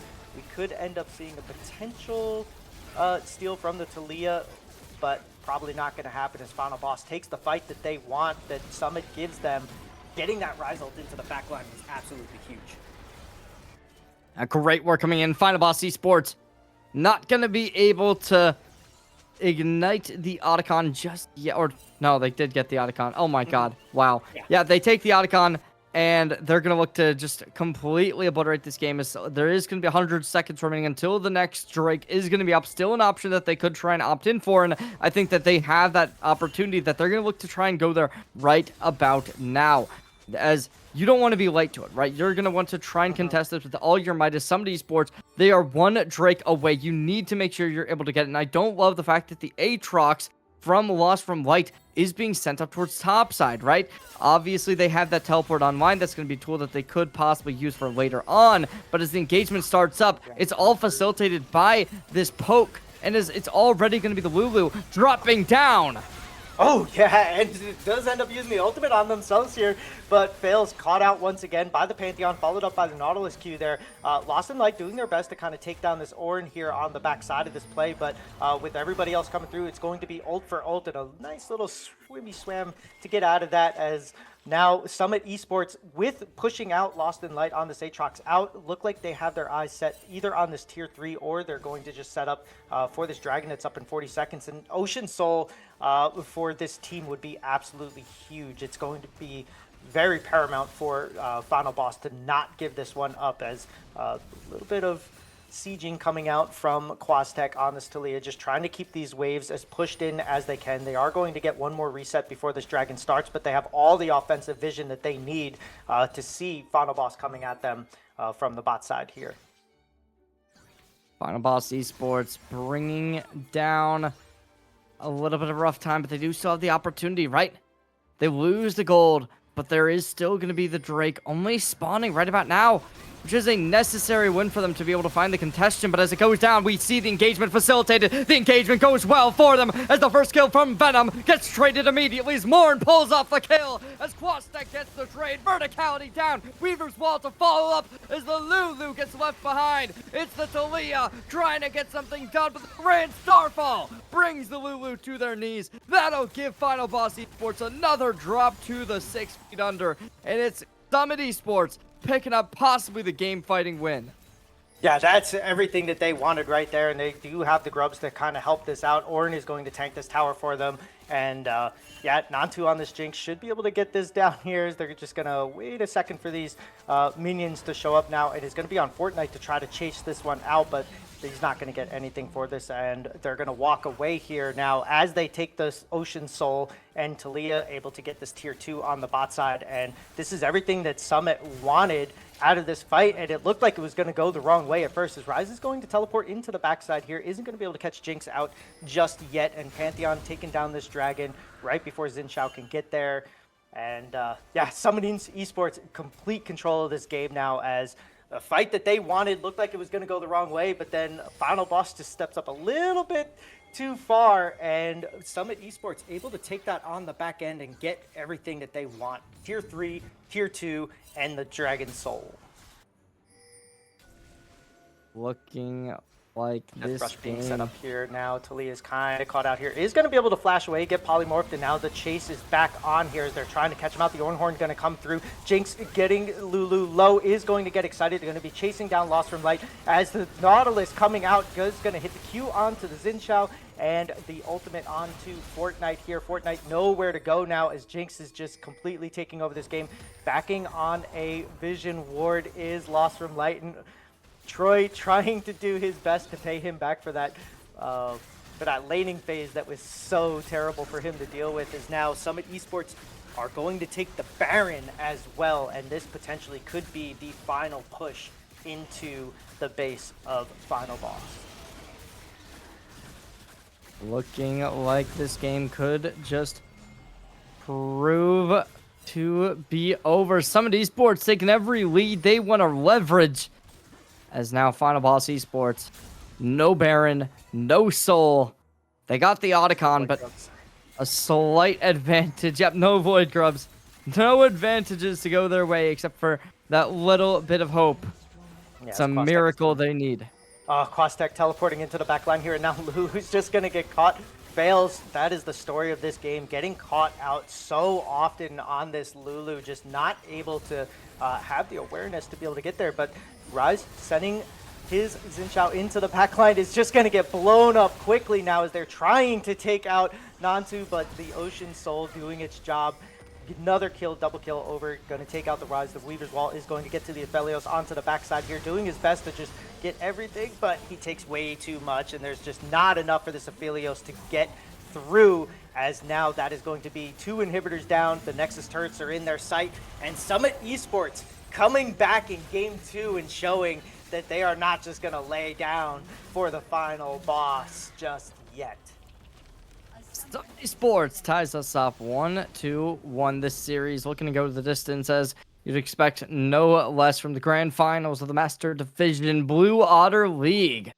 These two teams, they've been able to bring it this far. We'll see who's going to be able to bring down the house, take to match point right after this break, as we are going to get straight on in game number 3 right up upon us. And before we head straight there, just a little bit of a shout out. Oh my god, 33,000 damage. This Jinx, an absolute nightmare to deal with.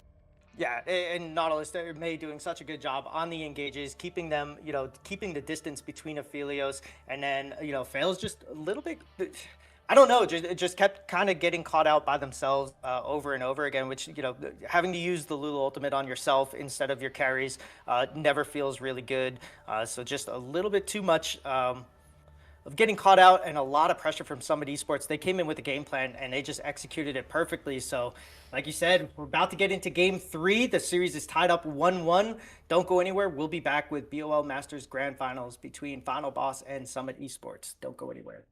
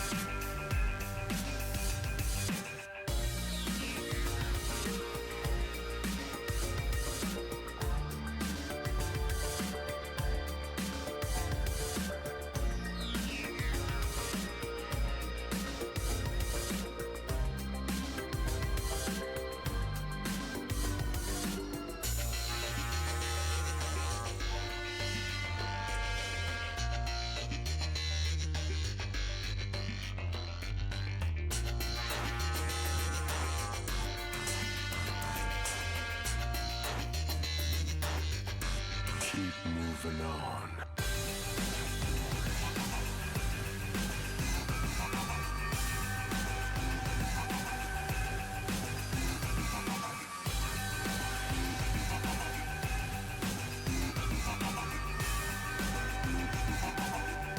Keep moving on.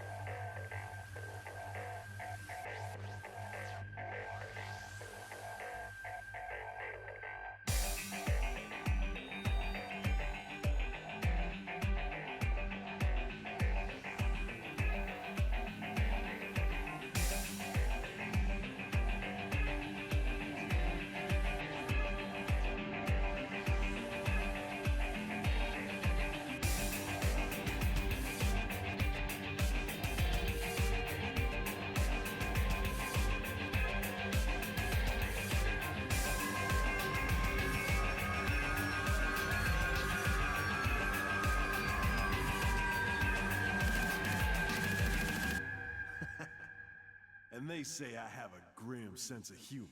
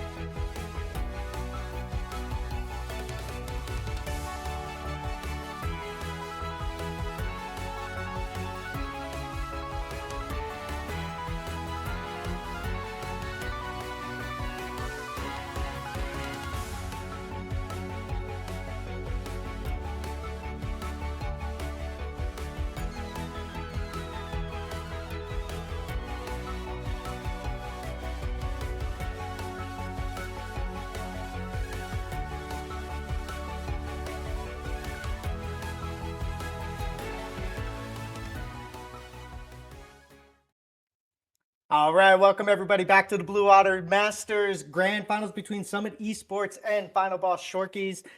We just had basically two stomps in a row. There was one way, and then one way the other way. We have gotten the side swap, so it seems like red side is the place to be as Final Boss wins game one. Summit Esports come back in a dominating fashion in game two, get everything that they want and take it quickly. Also, I'd like to welcome Aegis Esports. Thank you so much for the raid coming in here. We hope you guys enjoy the content.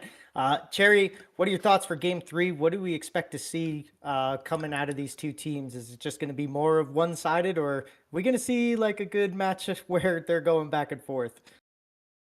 I think it really is going to just be coming down to the wire, right? Obviously, these two games, we've been seeing consistent domination from both teams. They've been able to make team fights going down, and it really is just going to come down to who's on the better comp, or not even better comp, who's on the better game, right? Whoever has the better mental coming on in certainly will be looking to have a bit of a step forward compared to the opposition, who likely is going to have a little bit of a rough time coming straight into the matchup.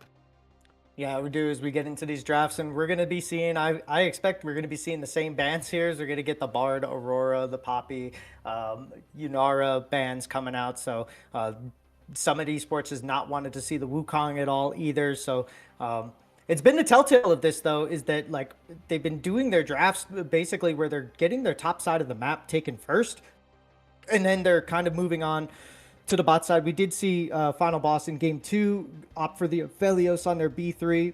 And it really wasn't as effective outside of laning phase as we had kind of hoped. It seemed like Final Boss really were trying to get at Nantu on the Jinx, but they weren't able to ever really close the deal on that. And then the team fights, after you expend everything to get into the backline and it doesn't work, just kind of went sideways on them. So huge performance from Lost in the game on the Aatrox for Final Boss, as we kind of I guess are coming to expect from him, where he really did dominate. But some Esports, Troy was able to just basically weather the storm and get his Ornn to a point where he was just really strong, with the disengage, with the re-engage as well, with some of those Ornn horns. So flickering,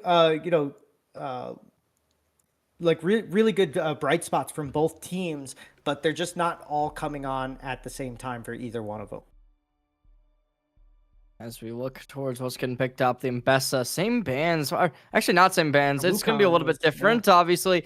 Yep. Oh, so some Esports, they've been the ones banning out the Mbessa, but as it doesn't get banned from them, seems like this might be kind of a 5-head play from Final Boss Esports. Is they're going to be banning out the Mbessa to not give over the opportunity, but as the Wukong also doesn't get banned out for the first time this series, it's going to be some Esports to instantaneously pick it up, and it gets matched with a Lilia by the looks of it. If you remember teams like 100 Thieves locking this in pretty often a couple years back, and it looked pretty good from them.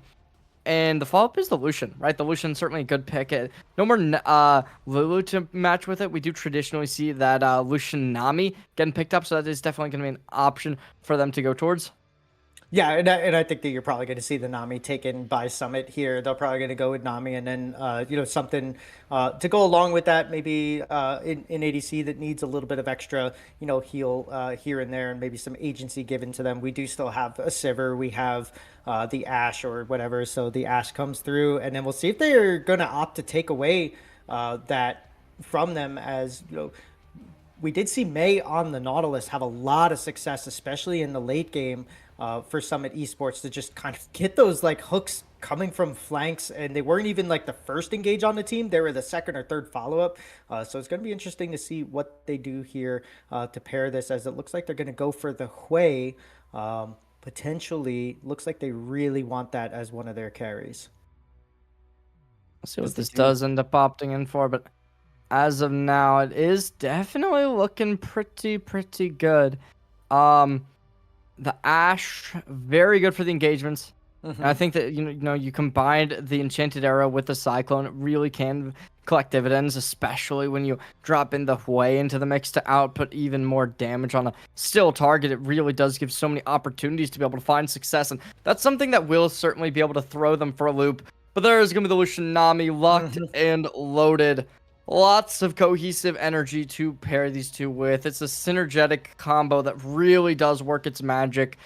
And as the Milieu gets banned, that's another pretty good combo to the Lucian. So they're not going to allow it to work with the Ashe. Instead, they're going to possibly force out an engage support. But with the Nautilus already taken down, I mean, what do you even look to opt into, right? You could possibly go for the Blitzcrank if you really wanted to play crazy. But some Esports so far tonight has gone for the more kind of standard traditional picks rather than anything that could be considered off meta. Yeah, I think that a strong engage support might be the Rel. Coming through, it's going to pair very well with the Hui and the Wukong, and I think that at this point, maybe you're going to try to have the Ashe be part of your engage tools, and then the follow-up damage. We did see Nantu with really fancy feet and able to dish out a lot of damage while running away from the enemy team. So I wouldn't put too much onus on them having to go an Enchanter with the Ashe. I wouldn't hate to see them pull out another sort of, engage tanky support like an Amumu, like a Rel, something along those lines to kind of pair this up, and then just let the Ashe be the Ashe, and then you guys just get in front of me and I'll be able to do everything that I want from the back. As now the final bans are locked in. It is going to be the Melio Braum for the side of Final Boss, and it's going to be the Cassante Yon taken away by Summit Esports, as now we'll get the R4 here, and we'll see how Summit wants to round off this comp that they have going for them. It's definitely gonna be pretty good, as these two teams, they have a lot of options available still on the table. Obviously 2 games in, the Fearless Draft does pinch out a lot of big picks that they would have been wanting, but the Silas, an interesting pickup. You know, it's not the most traditional, but it's definitely not off meta just yet. And I mean, it does have kind of a similar idea to what you're going to be getting out of the Lilia. Both are those kind of AP fighters, and that could possibly be a little bit of a missed opportunity. Having both your mid and jungle on that AP route, it does kind of allow the opposing mid laner to just kind of start stacking a magic resistance, and once that MR gets built up, you don't really have too many options to be able to find ganks.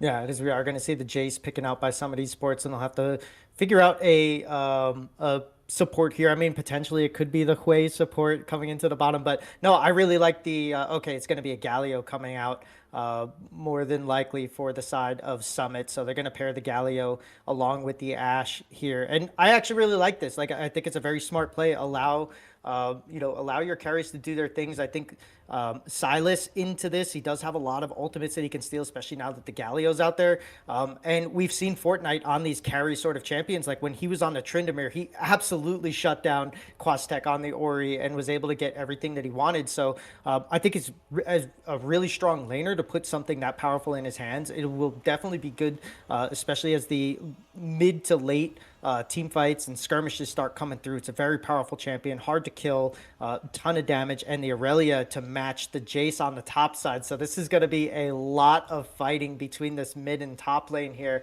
and I'm excited to see it. And it is going to be looking good nonetheless. I mean, they're really not the most common pick whatsoever.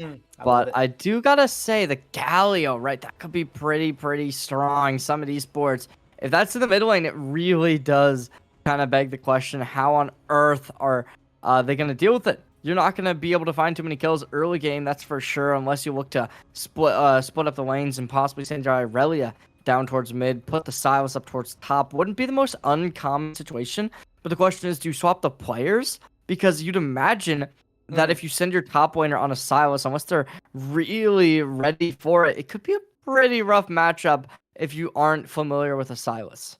Yeah, especially into something like Jace that has its own peel, a lot of poke, able to dish out damage, and then pair that up with a Wukong who's going to be able to, come through the lane, get surprise ganks off, or even coming through the river. Like, you don't necessarily see him coming unless you have, very disciplined warding in that river there. So it will be interesting. I wouldn't hate to see Fortnite on the Aurelia after seeing him on the Tryndamere, but, we'll just have to see how that goes. But final thoughts before we get into the spectator break. Who do you got for game 3 here? I mean, you gotta imagine some of these sports is going to be able to have that momentum rolling in their favor, and whether or not that's going to be a good or bad thing, we'll have to wait and see. But as of now, we're going to head to a short little break. Ladies and gentlemen, don't go anywhere, as we'll be back. Game number 3, seeing who's on match point of the grand finals of the Blue Otter Masters Division. We'll be right after this.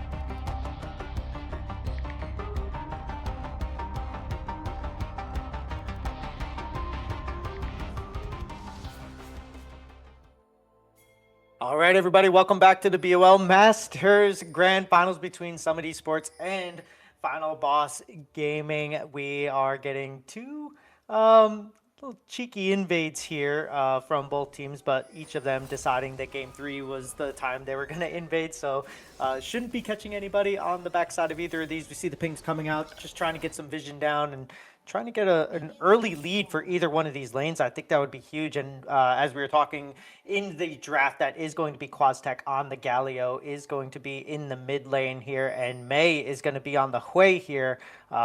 So coming into this, it's definitely something that with these two ranged pokey champs on the bot side for Summit Esports, there is a real possibility that they can overstep and get killed by this Nami Lucian. So Summit Esports going to have to be really careful not to overstep in this. As the lanes do come out, we are going to get the regular standard no kills before 2 minutes, unfortunately, coming through.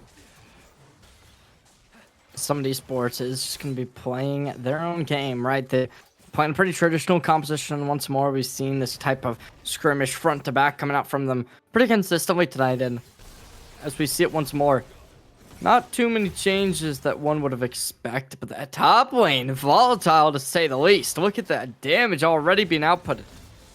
Yeah, as we're getting into this, Troy and Lost from Light, no strangers to the fights in the top lane. The Aurelia and the Jaces going to be volatile, and they're getting in on it here as Fortnite coming into the Galio. It really seems when Fortnite's on one of these champions that likes to just get in your face, he's doing a lot of exchanging here into Quaztech's Galio. So yeah, I expect to see probably a solo kill or two from the top lane here as Aurelia is all charged up, does get into here, but Troy on the backside of this is going to end up falling down to the Aurelia as the camera transition comes in, and on the bot side, Ash, Nantu, and May doing a really good job of just controlling this wave tempo and getting what they can in here. There is a significant CS lead for the Aurelia as well now, as they kind of waited for that wave to kind of push into them before they went in for that. So level 2 kill for Lost from Light, and this lane is kind of shaking up the same way that it has been all day, but this time Troy not on a tank. And it's looking good, as this game is going to be pretty hefty. As the Galio taking more damage than one would have initially expected against a Sylas, more of that assassin AP character, still able to put up a lot of impact. As we move towards this early game. Speaking of the impact, Galio basically eating a little bit too much here. He's going to have to base very soon. Yeah, yes, he does. Sorry, I didn't mean to cut you off there. I thought they were going to No, we'll see. This game is just kind of, as one would expect, right? Nothing too crazy is coming out of it, and eventually we'll have to see whether or not that is going to change. But as the Lilia gets attacked, seeming as if the equalization might be here already, but now under turret, nobody's going to be able to find out that victory. Yeah, no, it seemed like the counter gank was on, but Lost from Light was not on the same page as Venom was. As Venom sitting there waiting, actually got the initiation that they wanted, but now fails a little bit too far up here. Is going to get caught out hot by the Hui. Ash coming down here as the flash is going to come through. Verticality does end up killing the Hui on the backside of that. Ash trying to do all they can to return the damage here. The cleanse coming out from Lucian. That's going to be a kill. And now Nami sitting by themselves, trying to duel this out with the leveled up Ash here. Not much to do. Does flash over. Nantu will flash forward. Gets the barrier down as well. Going to look for a volley kill here, but fails, barely getting away with their life here, as they do get the 1-for-1 here on the bot side, as Quaztech catching out Venom, trying to get the a little bit of counter jungling going, but not going to get anything there. It's already 5 minutes in, we already have 4 deaths on the board here, and Fortnite trying to get into Quaztech here is going to get caught out here by the Hui as well, is going to be coming in to return some damage and help out his mid laner as they head back to the bot lane. No issues there, just a little bit of half health for both of these champions. Two teams, they're going at it, fighting their heart's content. As this is seen the a closest 2v2 game we've in the had, mid-lane. I think. Yeah, at least for the start here, as Quastec does end up getting in, will steal the ultimate from the Hui there, but will not land it. Still going in, has Nami on the backside here to heal up a little bit. Lily Ball going to go wide right there as now Lost from Light and Troy on the backside of this too. Just everybody is fighting nonstop, and yeah, you're right, it is super close. I think this is the first time that we hit the 5-minute mark, and there hasn't been a significant gold lead for either of these teams, as both of them right on the precipice of the feats of warfare here. Both teams trying to get it as quick as they can now, as bot lane returning to the 2v2, and so much scrapping early on in this game from both teams. Yeah, it's been looking like this game really does mean the most. I mean, already 2v2 in the top side gonna be coming online, and Yeah. not too much out of it just yet, right? These two teams, we're gonna be seeing who's gonna end up opting in for the Drake first. Obviously, last game we saw some Esports taking a massive lead towards objectives. The game before, it was the final boss who was consistently able to take those opportunities. However, after that first game, it seemed like they got a lot more lenient, and it didn't really stay the same.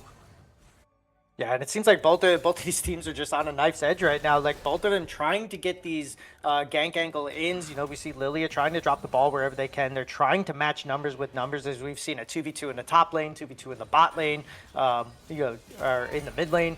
So both of these teams kind of going, as the Enchanted Crystal Arrow is going to last on to Verticality, as he's just going to be caught up here, and May is going to take the kill. And the feats of warfare going over to the side of Summit Esports early, and now we have Venom coming in along with the Nami trying to get the kill here. In the mid lane, we have Fortnite and Quastec fighting over here, as Hui getting the damage out and Ashe having to back off, but she does get his Ashe out of there before any kills come down. So Fortnite with the Galio ult, I expect to see a play coming in where he's going to use that ultimate to try to either match or beat Quastec to the next fight. But Fortnite caught out here. We are going to get the Cyclone from the Wukong is online, but he does get away, goes back in. Nami here misses the bubble due to a good flash from Quastec there, is now both of these teams are just trying to get whatever they can, and just a lot of fighting going on, but not a lot of kills on the back end here, as mid-wave is going to be taken out, and it looks like Summit is going to be eyeing the Void Grubs here, but Final Boss doesn't want to just give it to him for free. They did have vision of the Wukong as he makes his way up there, but Aurelia is going to be here well before the Jace can return this now. Fortnite going in on the Silas is getting bounced around here, as Wukong going to come in. Morn getting the kill on there, and now it is a 3v3 in the mid lane. And Summit Esports getting what they want, and it just seems like Final Boss is kind of giving it to him. Yeah, Final Boss giving over way too much leeway, and the space that's being provided, some Esports is going to be completely taking advantage over. Seeming as if a fight for the Grubs might be coming online. We see the arrow is coming in, and it will connect. Yeah, Wukong with the Cyclone, Galio following up with the ultimate here now, as Aurelia and Nami just both falling way too quickly. Neither of these are going to be able to withstand this. Is Jace fighting on top against Venom here. Will get the Drowsy. Silas coming in, trying to return the damage. They will get Troy on the back side of this, but they've already lost 2 Grubs. Wukong now being chased down by the Lucian and the Silas. Verticality trying to get him off of this. They did end up getting the Void Grubs as well. So Final Boss striking back after making a couple mistakes, and keeping this game super close. But Summit Esports with a 2k gold lead, or about a 1.5k gold lead on the back end of that, but Final Boss getting the Grubs that they wanted. So phenomenal work coming online, as they are just going to have to make everything go their way. But right now it is just going to be super good, and how they're going to be able to make that go into fruition, we'll have to wait and see. But right now, we're just gonna have to keep looking towards the matchup, right? Some of these sports, they're doing a lot of heavy lifting. They're making everything go their way, and it really has been a Wukong and Ashe, right? These two specifically have been super good at being able to be proactive, and that's looking like something that we will have to kind of keep in the back of our minds when considering how these team fights are going to be playing out. As we know, right, the Ash Arrow combined with the Cyclone in that last fight was the main reason they were able to keep that alive and keep that so competitive. As the connection onto 3 players, stunning 1, finding 2 with a slow, it really does just show insane prowess. And that's something that I'm going to be looking towards as a massive reason why this team is going to be able to show dominance throughout the entirety of this night in the Masters Grand Finals. Yeah, and we've seen now that's Nantu with 2 for 2 on these Enchanted Crystal Arrows, both of them hitting targets and both of them ending up in kills, which is something that we don't always see, especially from cross-map plays, but it was a really good job of sending out the, the scout first, and then sending the Enchanted Crystal Arrow right on the backside of that. So when everybody tries to, like, a little bit of a mind game, which I can always appreciate, from the Ash, Nantu doing a good job of that. And then, yeah, the follow-up with the Wukong is huge. And when that arrow hits from so far away, it's such a long stun, and it just, like, locks you down. But Final Boss on the backside of that also able to kind of clean up a little bit on the back end and get the grubs that they had wanted. So we are going to have to see if Summit can keep pushing that now, as May has been spending so much time in between the bot and the mid wave here to try to get, Quastech a little bit of agency here, as Silas is going to go in. The chains do connect, but just a little bit of damage is, we have the Spectre's Cowl already out. The Hollow Radiance is almost finished for Quastech, so it's going to be really hard for Fortnite to be able to kill this this Galio as this comes up, but it does look like they're going for a potential dive here. The bubble is going to miss, and Ash doing the damage to this tower is now Lucian with the ultimate coming out. The ultimate from Hui going a little bit wide right now, as Nami is going to send out the tidal wave here. It is going to miss, but Lucian on the back end of that verticality does end up getting the kill, and now this Ash is basically dead. The cleanse is going to come out. Wukong on the chase here. Morn trying to get to his prey, as verticality showing a little bit here. We are going to see the Cyclone get popped. It is going to be the kill here. A double ult coming out here from Morn, but the stolen ult from Fortnite able to get it, and the Cyclone on the monkey takes him down, and that is going to be return kill. That's an overall 2 for 1 there, as really good job from Final Boss to just turn that one around. Yeah, it seemed inevitable that that second kill would come online, but it really just came down to the bubble connecting and showcasing dominance. It's still going to be both teams throwing each other through the ringer on who will be able to come out on top. No big objectives for a hot minute, so it is unlikely these two teams will be going for a team fight. But it is always possible one will be able to call the other out, and we did see that pretty consistently from Final Boss Esports, where they were able to make that happen.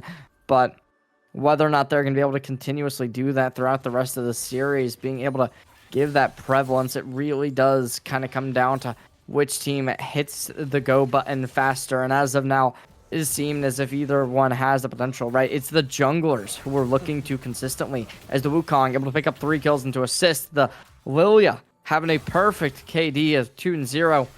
Definitely both players. I mean, the Lilia, of course, having a bit more gold as 118 CS, nothing to scoff at.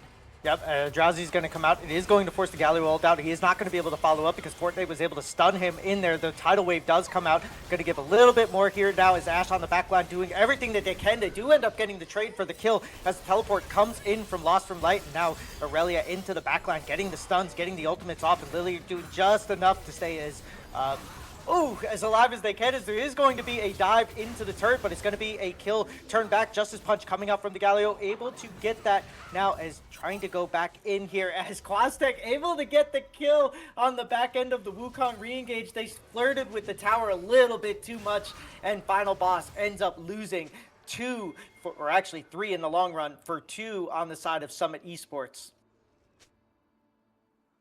It's a good team fight for Summit Esports, pulling off a 1K gold lead, as well as taking this Drake. It's looking like they're going to be on the cusp, as they did not concede all 3 Void Grubs, not going to allow the Grubbies to be able to spawn, and as now the Silas coming back over to the team fight, looking to gather the hero's entrance, trying to make something happen with it. That's a good tool to be able to facilitate engagements, especially when one of your teammates needs peels, it really can help. But as of now, this aggression doesn't seem to be snuffed out from Final Boss Esports, as they're allowing Summit to just completely take over this turret. Yeah, and the siege from Summit is so strong with the Ashe and all the range that she offers here. And then on the bottom side, Troy here, it does take a tower shot, but is trying to push this in here. Both of these towers are very, very low, and the first tower has not been taken out yet by either team. So both of these objectives are going to be contested. You do have a strong push in the mid and the bot lane for Summit Esports. And then on the top side, you do have Lost from Light, who, if they end up killing this Galio, will be able to take this turret as well. So both of these teams really want to get this first turret. They want to be able to trade this back as the ultimate. The culling coming out from Lucian on the back end here, trying to keep these minions at bay here, just so that they can't lose this. So good job of wave clearing as best as they can. At the same time, Fortnite on the backside of this trying to do what they can. And now it's going to be 2v1. The Nami and the Lucian on the bot side going after Jace is now Nantu kind of caught out here, it's seeming like, but Fortnite oversteps a little bit. The Wukong Cyclone is going to be enough to hand that kill over to the Ashe.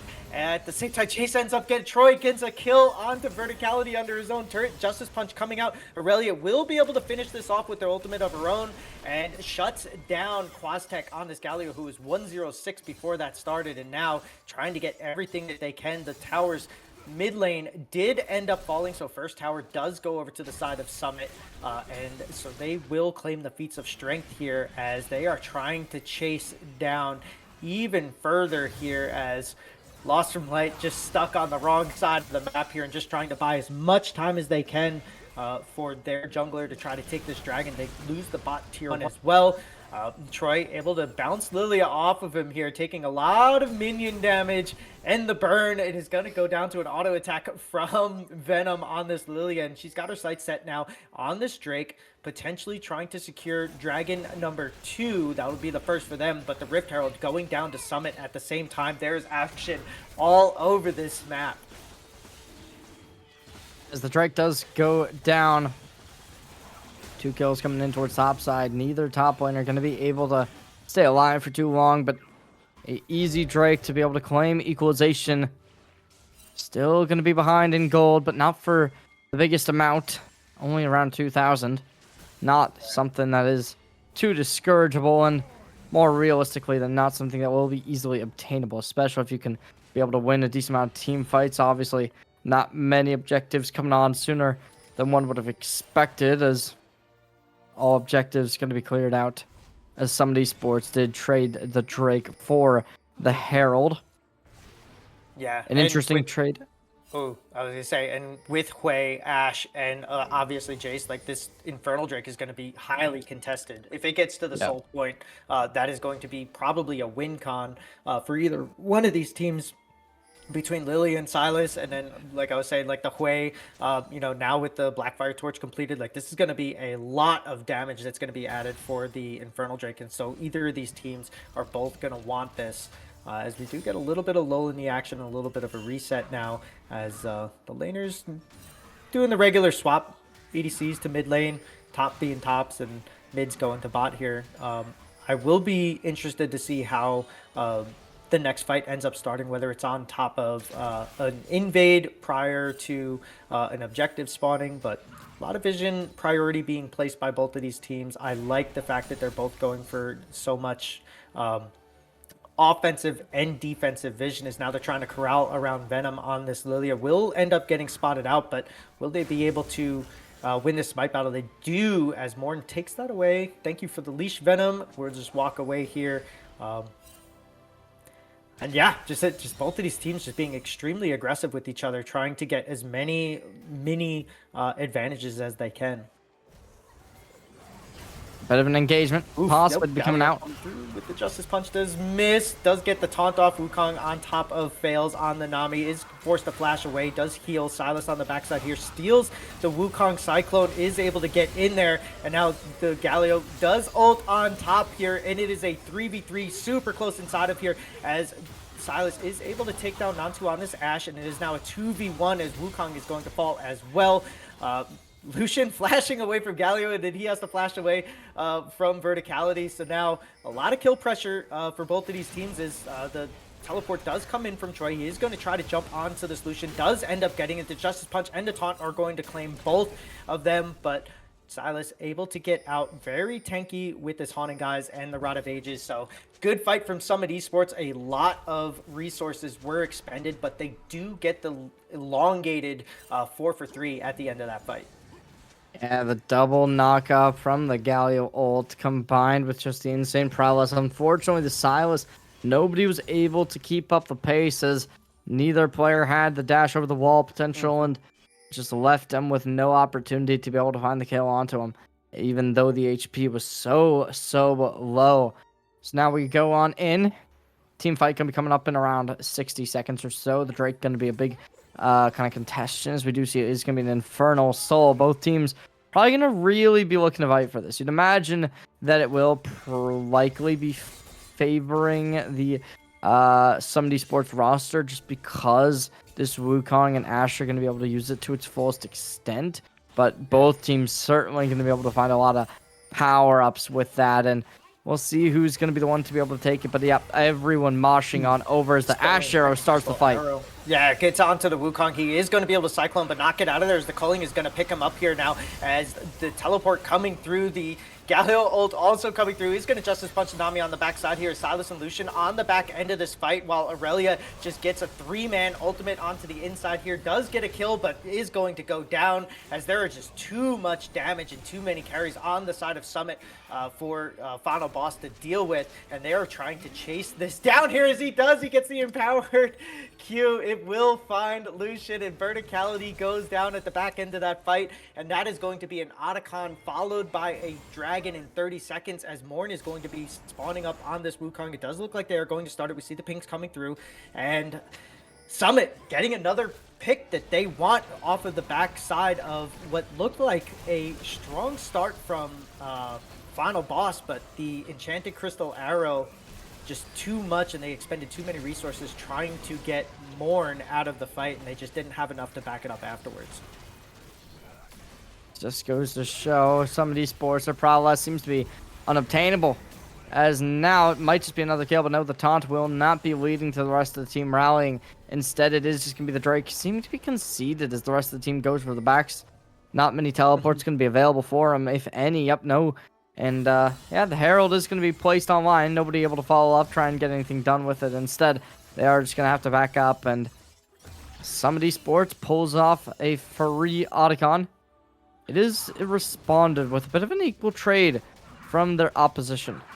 Yeah, and I don't hate the call for Summit after they used everything there to just say, okay, listen, we got the Otacon, let's back off, give them the Dragon. There's no reason to chase here now, as you know the rest of the team was kind of going. As Enchanted Crystal Hour is going to go wide left on the mini map, is going to end up missing Fortnite on the Silas, but yeah, you do give away one of the Drakes, but that's just Drake number 2. You have one as well, so there's still at least 2 more that are going to happen for them to be able to get the soul here. Is now a little bit of a bait from Morn. Does keep Fortnite here now as May has shown up on this way, and they're looking to tower dive, but Lost from Light coming around on the back side of here, and it does look like they Final Boss is starting to collapse down here as the stolen ultimate on Silas is going to go wide left there.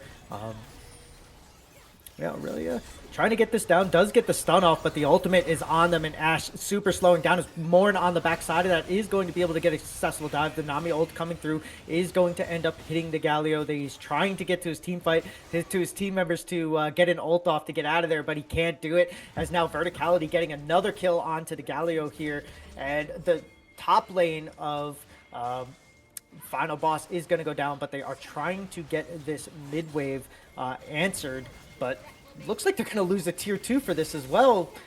Not the best result if you are Final Boss.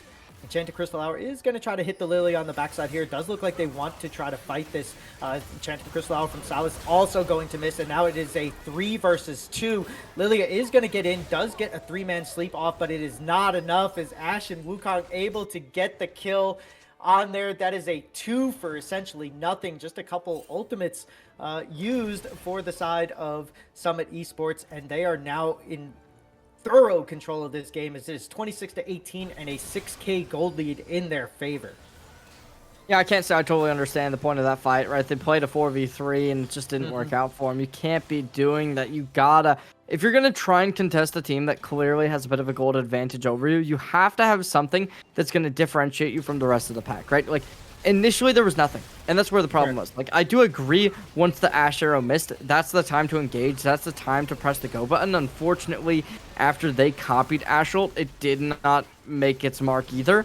I think if it did, there is definitely a real world and a real possibility they find the team fight after that, but tragically they did not get the chance to be able to do that, and it just kind of left them in the dust. Now we see some of these Esports picking up the Baron, picking up this game potentially, as they are going to be able to secure this tier 2 tower. And do they back up, seeming as if the answer is yes? The engagement does come out, though, from the Wukong. Yeah, and it looks like they're just trying to get this trigger pull here, either from the Hui or the Wukong. He does want to get into the back line there, get on top of the Lucian here, as Lost from Light is going to pop the Aurelia ultimate, is going to miss the stun, though, and fighting inside of all of these minions. Galio is going to ult. The flash is going to have to come out from Lost, and she's getting chased down here now as Justice Punch is not going to hit it, does get a double stun off, so will be able to stave the execution, but we do see Morn on the Wukong is going to, oh, okay, we almost had a bit of a trickery there as the Q to the E relationship almost worked out for Lost, but oversteps just a little bit, tried to pull the trigger, but Galio there to save the Jace. A little bit of an overplay from Lost from Light, and it seems like Final Boss is kind of playing into this Summit comp the way that Summit wants them to, and that's another tower down here now as the siege is going to continue as this Ashe is just melting these towers. Nantu doing a great job here as Lucian is going to pop the culling. Galio just going to stand there and take it and giggle it off as now Mei does end up getting the ultimate off here. Wukong trying to get into the backline here. Does not pop the Cyclone just yet. Looks like they're going to take the inhibitor and then walk away here and focus their attention on the mid lane. We do have Fortnite giving a teleport to the backside here as they're going to try to collapse onto here, and at the same time Lost from Light is going to join him here. The Enchanted Crystal Arrow is stolen, is landed. 3-man from Aurelia, but not enough damage as they are just taken out one by one, and that is going to be a double kill for the Ashe. 2 more to follow up. A clean 5-0 ace from the side of Summit Esports as they're going to walk past this tower and potentially end the game here, but they don't have a wave on the bot side, so they're shoving the mid wave in here, and it does look like this is probably going to be the end as there's 27 seconds left on fails on this Nami, and they are not going to be able to stop this. Summit Esports 2 in a row to come back in the Masters Finals against Final Boss. Yeah, despite dropping map number 1, they come back and instantaneously throw themselves right into the ringer, securing 2 maps in a row, brings them up to match point, looking to take this championship in style, and a 3-1 victory certainly does loom overhead. Whether or not we will be seeing this go the distance to a map 5, that'll be up to Final Boss, but as you kind of linger around Summit Esports, this might possibly be 2 weeks in a row they go the distance to 5 maps. So if this does go to a 5th, I definitely would give them the edges. They got that experience taking this down, right? Like, this has been something that they've been able to make happen, and I definitely do consider that as a massive reason for why they are going to be able to take this win. Like, on the other side, not any shade to their opposition. If anything, it does give them even more respect, because Final Boss Esports, they've been able to take a 3-0 after 3-0 to make it here in the grand finals. Unlike their opposition, who took a 3-0 and then a very close, without a single doubt, 3-2. So it is going to come down to this 4th map. We'll see who is able to take it. We're going to go to a quick little break. Ladies and gentlemen, do not go anywhere. We will be back. Game number 4 right ahead of us.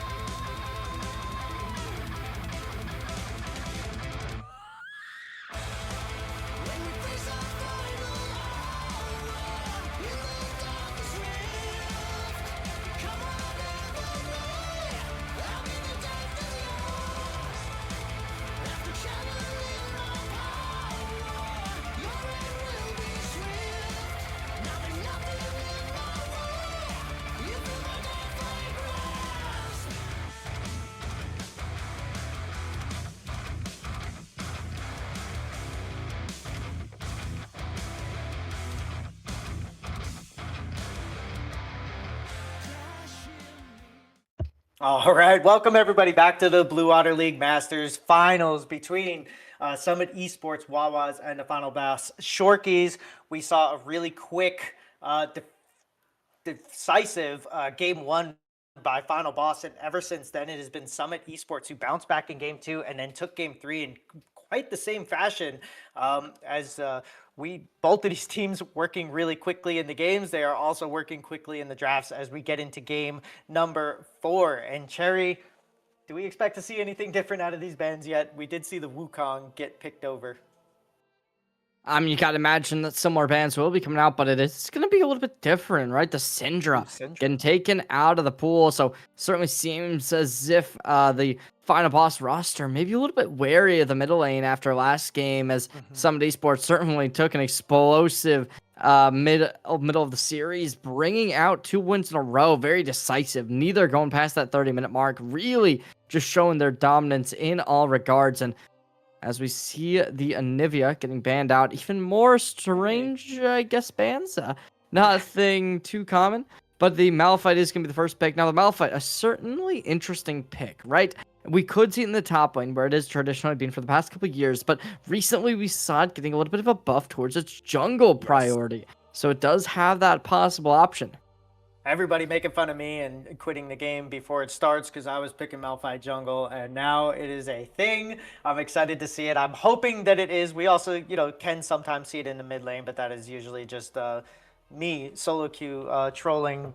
It is going to be answered by the Amumu from Summit. But yeah, this is definitely something that Riot wants to do. They want to get more of these traditional top or mid laners into the jungle. We saw it last season or a season and a half ago where they, made it so that Morgana and Brand and Zyra, and now we're starting to see some of these traditional, neutralized tanks with strong engage being able to get in there as well. So I like the breadth of champions that can get in there now, as we do see the Rumble coming out. If that is a Malphite top, that's a strong answer there. And yeah, I agree. I think that the mid lane has been kind of a point of contention. After game one, Fortnite just hasn't looked as strong, so I wouldn't hate to see them put him on something like a Renekton or even like a Garen or something, just so that he could get into kind of the same vein as to what he was in game one, where he was able to just kind of be in the face of Quaztech and kind of do whatever he wanted to do there. Is a quick Varus is going to be picked out on the side of final boss here. We'll see how they round out the round one of this draft, but yeah, I think that a lot of onus is going to be put on Fortnite to overperform this game and kind of join Lost as one of the carries of the games that's going to be able to propel final boss to victory here. And the Amumu Rumble locking in the AP-based tank. So lots of opportunity, lots of attempts to be able to get something done, but it's going to come down to who is going to find that top lane success. Now, this does kind of confirm as we look towards that Cho'Gath, right? It's one or the other. Either the Malphite's in the jungle or the Cho'Gath in the jungle, but either could make it work, right? Now, Malphite plays pretty similar to how they play in the top lane as they do in the jungle, but the Cho'Gath a little bit different, right? Usually when you see those Cho'Gath jungles, they're looking to go for more of that speed route rather than the tankiness you do see in the top lane. Now, not to say you don't see the top lane as a tank or a speed routed top laner as well, but it is a little bit less common, right? The Rocket Belt, a really interesting way for the Cho'Gath to build towards, but it has recently been picking up a lot of prevalence. And with the Vayne pickup as well, it does kind of give a little bit more of a question mark on where this Rumble could possibly be making their way. Yeah, and I'm excited to see Nantu on an ADC like a Vayne with a lot of mobility and not as long of range, because they had the Ashe, they had the Jinx that they really shined on, and now you're getting like a scrappy, move around, test the fingers kind of ADC. So I'm excited to see them on the Vayne as a good answer to the Varus. It's really hard to lock down a Vayne with your ultimate if they're paying attention.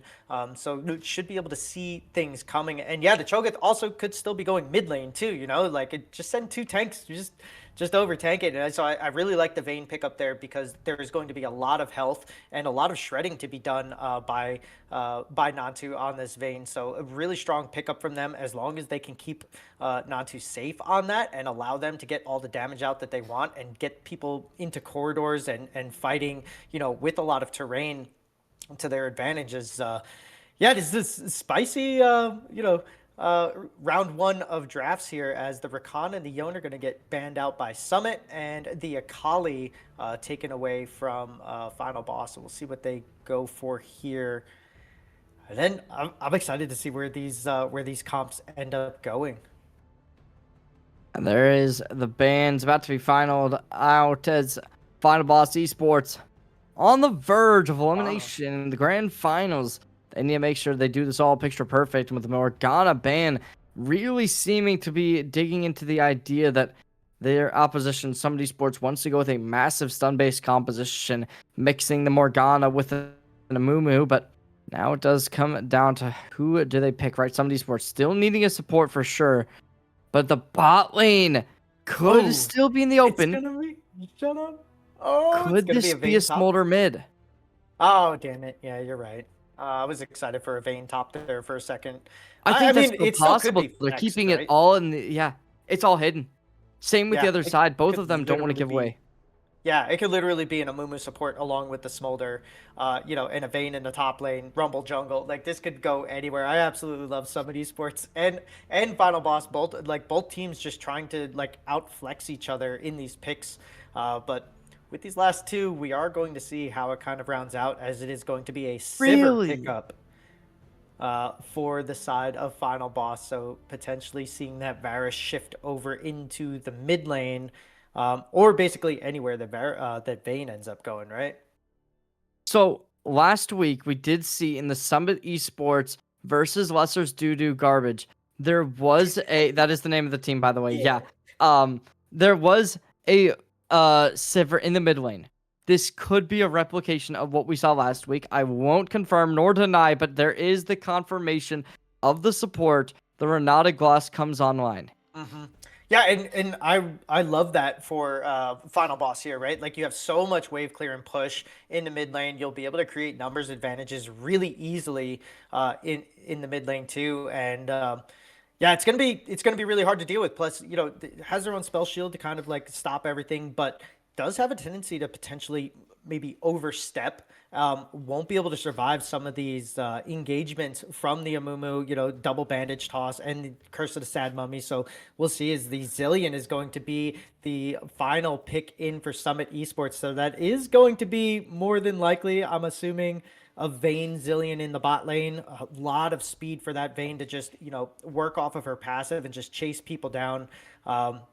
And then, yeah, is this a Cho'Gath or a Malphite jungle? I would love to see the Malphite jungle, but I think that into the Rumble, it would probably make a lot more sense to send him up top. But, we'll see as we get into this. But super spicy draft. We don't get to see where these guys are going until the game starts. So with that, we are going to take a short break as the spectator delay loads up. Don't go anywhere. Game 4 is about to be a doozy of a matchup here for the Blue Water League Masters Finals. We'll be right back.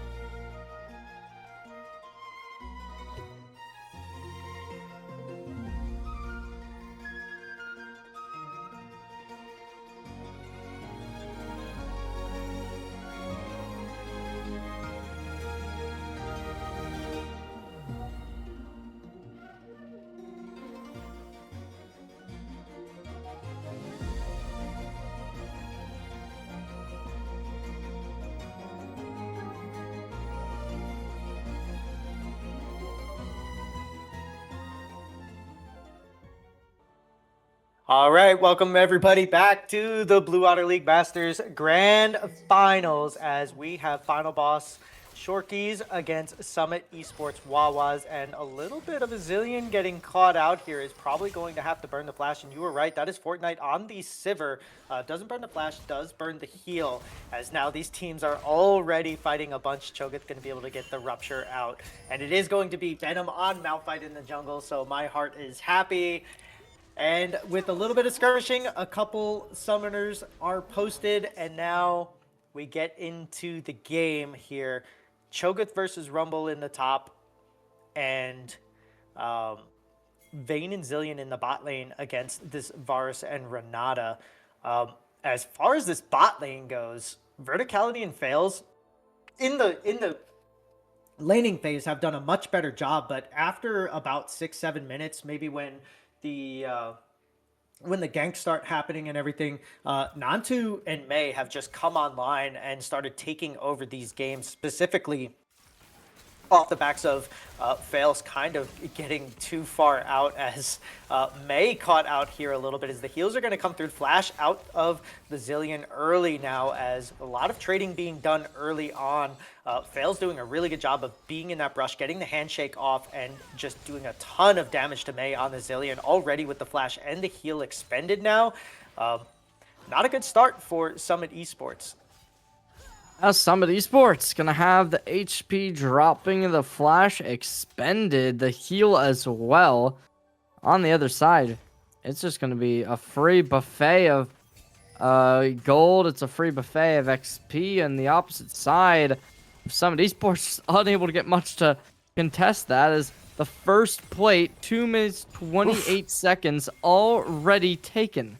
That's a hell of a push early on here. And another thing too is that Quastech actually has swapped over to the top side to take on the Cho'Gath as the Smolder, so trying to get some early stacks against a melee champion, but Fortnite has swapped over to the top side, so it looks like this mid and top lane are going to be swapping over a lot early on here as they try to keep this advantage for the Smolder against the Cho'Gath. And as I say that, the mini-map is swapping again, as they potentially could be psyching themselves out, as Varus getting caught with a double bomb from the Zillion is, that's just a ton of damage with a little bit of follow-up from Nantu. So gonna have to be careful, when dealing with this now, as the level 3 is going to be hit out for the final bosses. Vayne is going to flash forward, E into the wall, but he's gonna die to the Varus. The W from Renata able to keep him alive long enough, is going to eat the Zillion bomb, but be alive here, as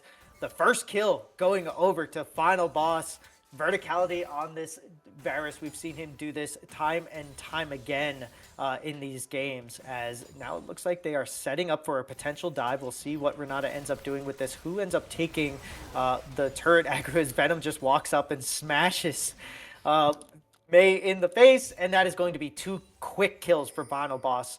To start this game for, is now Sivir going to take the bandage toss, able to send a little bit back there, as now they get the matchup that they want, the Sivir into the Smolder here in the mid lane.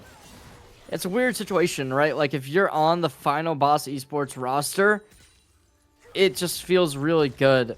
And if you're on Summit Esports, I don't love how this bot lane has been playing out for them. I think they should have banned the Renata. It doesn't seem like they have the easiest way of playing into it, as targeting the Varus when you are diving solo, it's just kind of a sillier idea than one would have initially appreciated, but they are going to be able to get the pushback, right? The flash over the wall comes on out, but it is going to be traded in. The Renata Glass brings themselves back to life, but yep, that's a kill, as the mid laner of this Smolder able to find success. Yeah, and that's a lot of oh, Jesus Christ, never mind. There's going to be a flash from the Amumu. He's going to get the bandage toss on the backside there. The heal is going to be expended here now, as Varus is going to get another kill. The Feats of Warfare trying to chase down Mei on the Zillion. Will end up getting it as he eats the stun from Zillion. And a fight that they wanted just turned so terribly bad as Nantu ended up taking 3 turret shots on the Vayne, and by that time it was just a little bit too much now, as Quaztech is going to be the next one flashing away, but Malphite able to take the turret aggro and get the kill. That's 2-0 on this Malphite to start this off, and Venom is right back to where he was in game 1 of this series, where he was just creating chaos everywhere, as now Summit Esports completely on the back foot of this game, 5-1, already at 2 point. Oh, geez, almost a 2K gold lead for the side of Final Bosses. They've gotten plates, they've gotten kills, and now they are poised to take this dragon as Sivir Fortnite on this Sivir teleporting to the mid lane. Gonna try to get some prio here, but this Varus 3-0-1. Boots completed, gonna be a huge pain to deal with. I mean, would it be crazy to say that I think that this is just going to be game 5 guaranteed? I mean, Calling it now. We're already at a situation where it's a 2K gold deficit, and we're only 5-6 minutes into the game. This is not something that is very hopeful in my mind, at least. The Drake is up. It is going to be Chemtech to start us off within the night, as there is going to be the Amumu staring right at it, but its soul gets instantly appeared as... Yep, there's going to be the Malphite going to look to take priority, as well as the rest of the team starting to gander around. No contention, as the Vayne's still in lane, the Smolder still in lane, seeming as if they're just going to hand over the Drake for free. Yeah, and I think they kind of have to, because Sivir with the wave clear is just so strong, able to get the prio over Smolder. Quaztech is going to have to take some time to level up and get his stacks. I mean, there is a little bit of a timer for the side of Final Boss that they want to hit, as the Rumble ultimate is going to come out, trying to clear this wave so that they can get a clear back here. And Varus, yeah, now sitting over here. Malphite is going to use the ultimate on top of the Smolder, take a couple turret shots. That's another kill. Quaztech not having a good laning phase here right now, as Mei stepping forward is going to get chunked out by Varus here, but ooh, verticality not able to kill this off, as Vayne is going to pop the ultimate here too, going to try to return some of the damage, and Mei gets out by the skin of their teeth on this. As, we're now seeing Venom once again taking more jungle away from Morn on this Amumu, but the Rumble is here without the ultimate. They are trying to get this down, as Sivir not able to return enough damage here, and so a nice clean counter jungle from the side of Summit Esports to kind of turn that around on a little bit too much from Venom there to just bites off a little bit more than he could chew.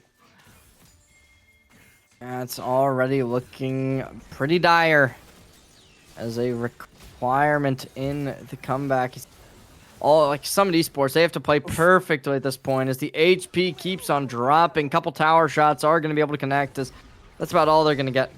And it's just rough, right? Like, in all regards, it is just rough. If they can scale, you bring this 30-40 minutes into the game, I certainly do expect them to be able to make a bit of a comeback.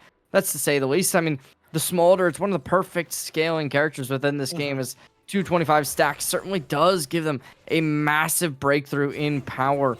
However, on the opposite side, right, you have this Varus, who's going to be phenomenal within team fights. You have this Renata Glosk, who's going to be stellar when it comes to being able to keep teams alive. And then your top and jungle, neither are going to be able to die. It's going to be magic resist bot for both. They're going to be able to get that MR available. And then after that, the Amumu and the Rumble going to have a just awful time having to deal with it. And that's something you can't be allowing.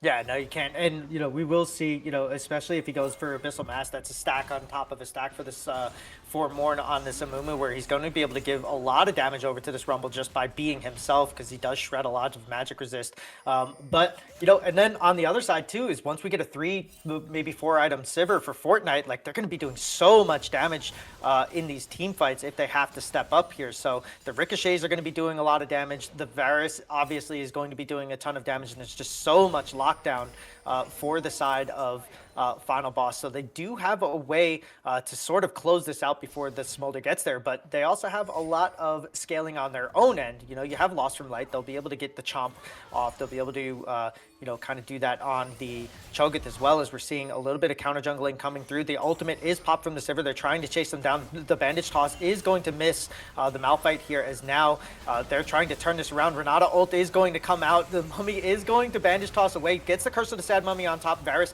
able to flash away from that. That is going to be a Zillion ult eaten for the Amumu here, as now they're trying to follow through. The bandage toss is going to land on top of Renata Glass now, as she's going to have to go in. She's going to have to try to save herself. Sivir showing up on the backside of this fight. Mei does get the kill onto Fails, but they are running for their lives now as the chase is on. The Sivir and the Varus trying to go through. The arrow is going to go wide left, as the Mummy Morn coming in with the bandage toss to get the kill onto Fortnite. Chase a little bit too far from Final Boss. So this is 2 times now, as now Zillion going to try to get the bombs. Does end up getting the stun.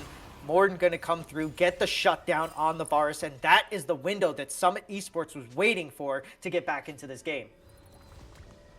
Summit Esports staying alive, staying their foot on the ground, as shutting down the 4-0 Varus, certainly a big play, as you really got to get these shutdowns eliminated. And as Summit Esports brings themselves back on into contention, only around a 1.5k gold lead that they will have to disperse, and it's not too big, right? It's something that will be manageable, and not something that their opposition will be able to leverage into being able to collect more waves, collect more plates, anything like that. As we are going to be seeing a lot of you coming online, the stun's going to be there. The Sivir in a world of hurt, but the lack of stuns is going to allow them to get some leeway. Yeah, and I didn't see who ended up getting the grubs on the backside of that before all that fighting started. Fortnite does end up getting out of there, but this is going to be a tier 1 tower going down really quickly, and that's going to be the feats of strength going to the side of Final Boss. So they took a huge 5-1 kill lead in the beginning. They have gotten it back a little bit. Summit has gotten it back a little bit. They did take the first dragon, but they do end up getting the first tower as well. So there will be no contention for the monster slaying for the feats of strength here. But yeah, I mean, both of these teams just kind of biting off more than they can chew. They're both kind of getting into these fights and getting caught out a little bit. Some really strong roams from Mei on the Zillion are kind of turning these fights around now, as this is going to be dragon number 2 going to the side of Final Boss, as Summit does not want to fight and contest this. Definitely looking rough as we look towards Summit Esports. Gonna try and make something happen, but the HP drops like crazy. Yeah, Mei getting caught out by the Paris ultimate is not going to be out of here. They're going to step right into a handshake from Renata Glass. Venom is going to have to take that kill before he can get away, and Mei falls down that quickly. Just as soon as we thought the fighting was over, it's back on, and yeah, this Yuntal's completed for Sivir, for Fortnite on this Sivir, and at the same time, the Essence Reaver completed for Quastek. Those are both big power spikes, but Smolder's still not going to be able to do everything that they want until they get a couple more stacks and they start being able to really dish out some damage on this, as now it does look like Venom is kind of hovering around this bot side here, looking for a handshake to follow up the Unstoppable Force with, but he's not really going to get it. It does look like, for the moment, Summit Esports are going to be able to stave off the siege, but this relentless assault from the side of Final Boss is enough to just keep this pressure going, and Summit Esports just doesn't seem like to have much of an answer for this, as the top wave is just being basically traded, as the Hollow Radiance or Kinetic coming out for Cho'Gath here is going to be super tanky. Turret plating does fall, but it doesn't matter because that's a tier 2. That's not going to matter till next patches. That's a tier 2 going to the side of Final Boss now, as this game is getting kind of out of hand for Summit Esports. They're going to have to find a nice controlled way to get themselves back in the game here. Definitely not going to be easy. We'll see what they can inevitably end up getting, but right now, we just look towards this game as big leaps and big strides to be able to bring us to a game number 5, as 2 Drakes, 3 Void Grubs collected. And as they set up for an Otacon, it does seem as if it might just be the final boss to get the comeback needed, as the gold's looking good for them. We look towards the mid lane, especially as already having the arrows, plus the boots, plus the pickaxe online. Definitely not something you can underestimate, and the value that could possibly be coming out of that is certainly out of this world. Yeah, and Varus 4-1 and 2, a completed Rage Blade up against basically half a Bork, but now Fortnite caught under the turret. The redemption will come in. It might be enough to stave this off for a little bit. That's a lot of turret shots coming through, but the flash is going to come out from Morn, is going to get the kill over to Nantu, and there is no answer from the side of Final Boss here. Is Varus trying to trade this down, does have flash ultimate available, is going to get the arrow to hit Zillion, but not enough to take him down, as they do end up getting the kill, but they don't get the tower follow-up, so that's just a little bit of gold in their pocket, but nothing else. Is a lot of resources were expended for that dive, and Final Boss able to get to the backside of that fight and basically stop any more pressure coming out. That's not looking good whatsoever. As right now, some Esports dropping behind in gold, in objectives. Objectively, they are having a little bit of a rough time coming their way, as it's going to require some good team fighting. And not to say it's impossible, as they definitely have that opportunity, especially with how this Vayne is looking, right? Buying up the Bork, a necessary buy, reflecting the fact that there's 2 tanks on the opposite side. So it will be the Vayne who I'm going to look towards as the playmaker, who should be able to get them some good damage coming into this matchup. But whether or not they're going to be able to get the peel to keep them alive when they're getting dashed at by a 100-mile-an-hour Malphite, that'll be the question. Yeah, there's a lot of damage coming out onto Lost from Light here by the movement of double bandage toss landing, but now the rest of the team has showed up here, as May is just going to have to speed themselves up and get out of the way, as Renata and Varus showing up on this top side. It does seem like Final Boss really want to push this this top tier 1 to completely open up the map and give themselves all the rest of the objectives. But yeah, Vayne coming online, she's 20-something CS, a couple kills behind, but that is definitely a another champion along the lines of like the scaling that they have. When you get into these late game team fights, if they're able to stay mobile while, you know, Mummy locks them down and you have the Rumble ult coming out from the top. But so far, the only Rumble ults we've seen have been by Troy to try to clear the waves because there's just been so much pressure, and it just doesn't seem like anything from Summit is able to, you know, stave that off. Is a little bit of vision game, you know, coming out from Summit, trying to get that deep vision, but can't contain it. Is now Final Boss posturing for this dragon, starting it up, and they are just daring Summit Esports to try to contest this. This is going to be 3 dragons in less than 18 minutes coming up. Cho'Gath will be able to rupture, or will be able to chomp it if he wants, but fails. Getting a little bit caught out on the Renata, is going to flash away. The Rumble ult coming down is laying the way for all the damage. Smolder out coming onto the top side. Verticality does get the kill onto Rumble. Renata trying to keep themselves alive as long as they can. Is now it is going to be Lost from Light getting caught out as well. And Malphite on the wrong side of this fight does not have the unstoppable force. Will end up popping Shelly, trying to get as many resources to them as they can. Is now Varus getting chased down by Quastek on this Smolder, is going to get it. Another bandage toss does connect, and the chase from Nantu onto this Malphite, it doesn't matter how tanky you are, Vayne will be able to take this out, as he may be able to get a kill back over, but he doesn't, as Vayne gets a clean kill. A lot of hit bandage tosses from Morn on this Mummy, doing the job that it was required to chase down Malphite on the back end of that fight. But now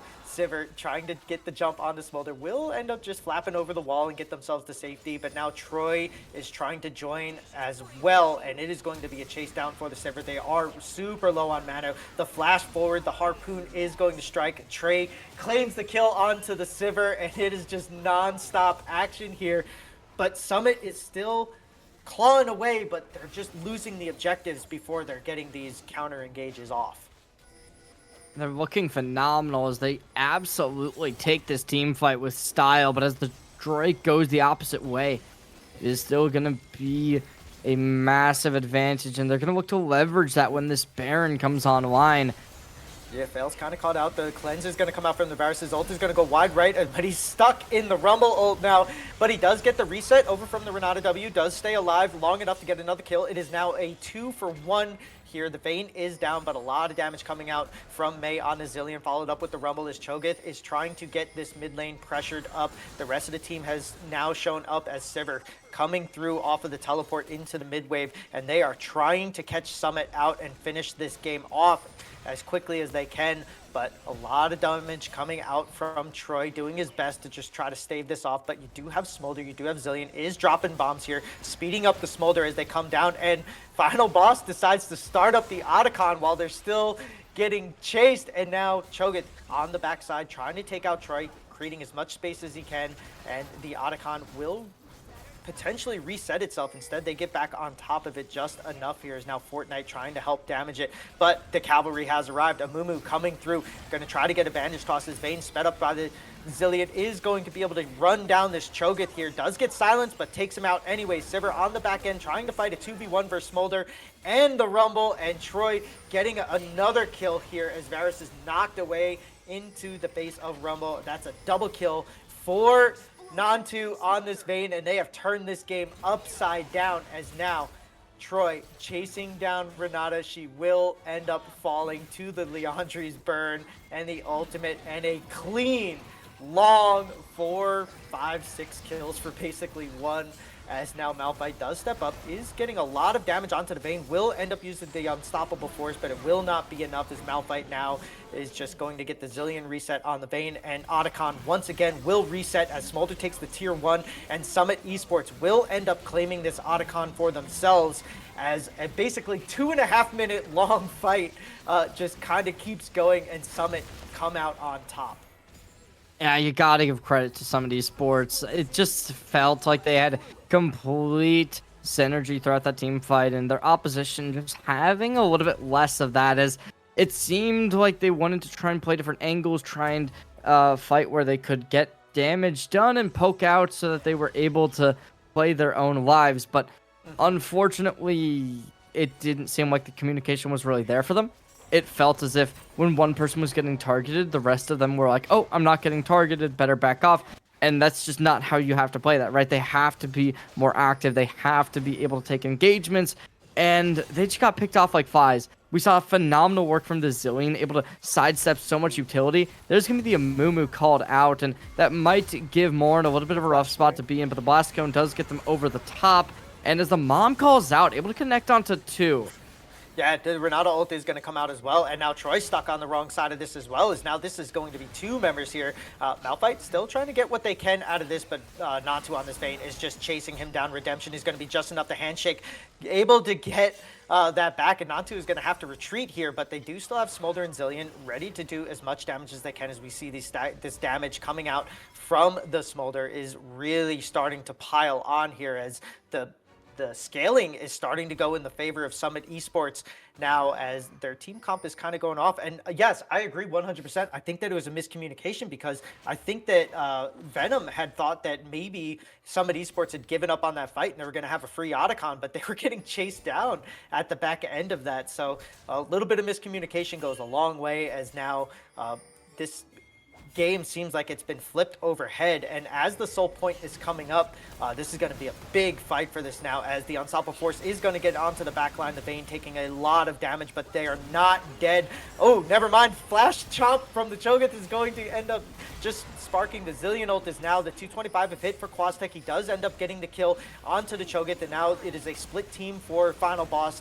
Malphite getting burned down in the Dragon Pit is going to end up falling now, as it is Varus, Sivir, and Renata on the outside looking in. They're watching their Dragon Soul basically get taken out here, as Summit Esports get another 2 kills and another objective, and they are back in this game, and they are now in a gold.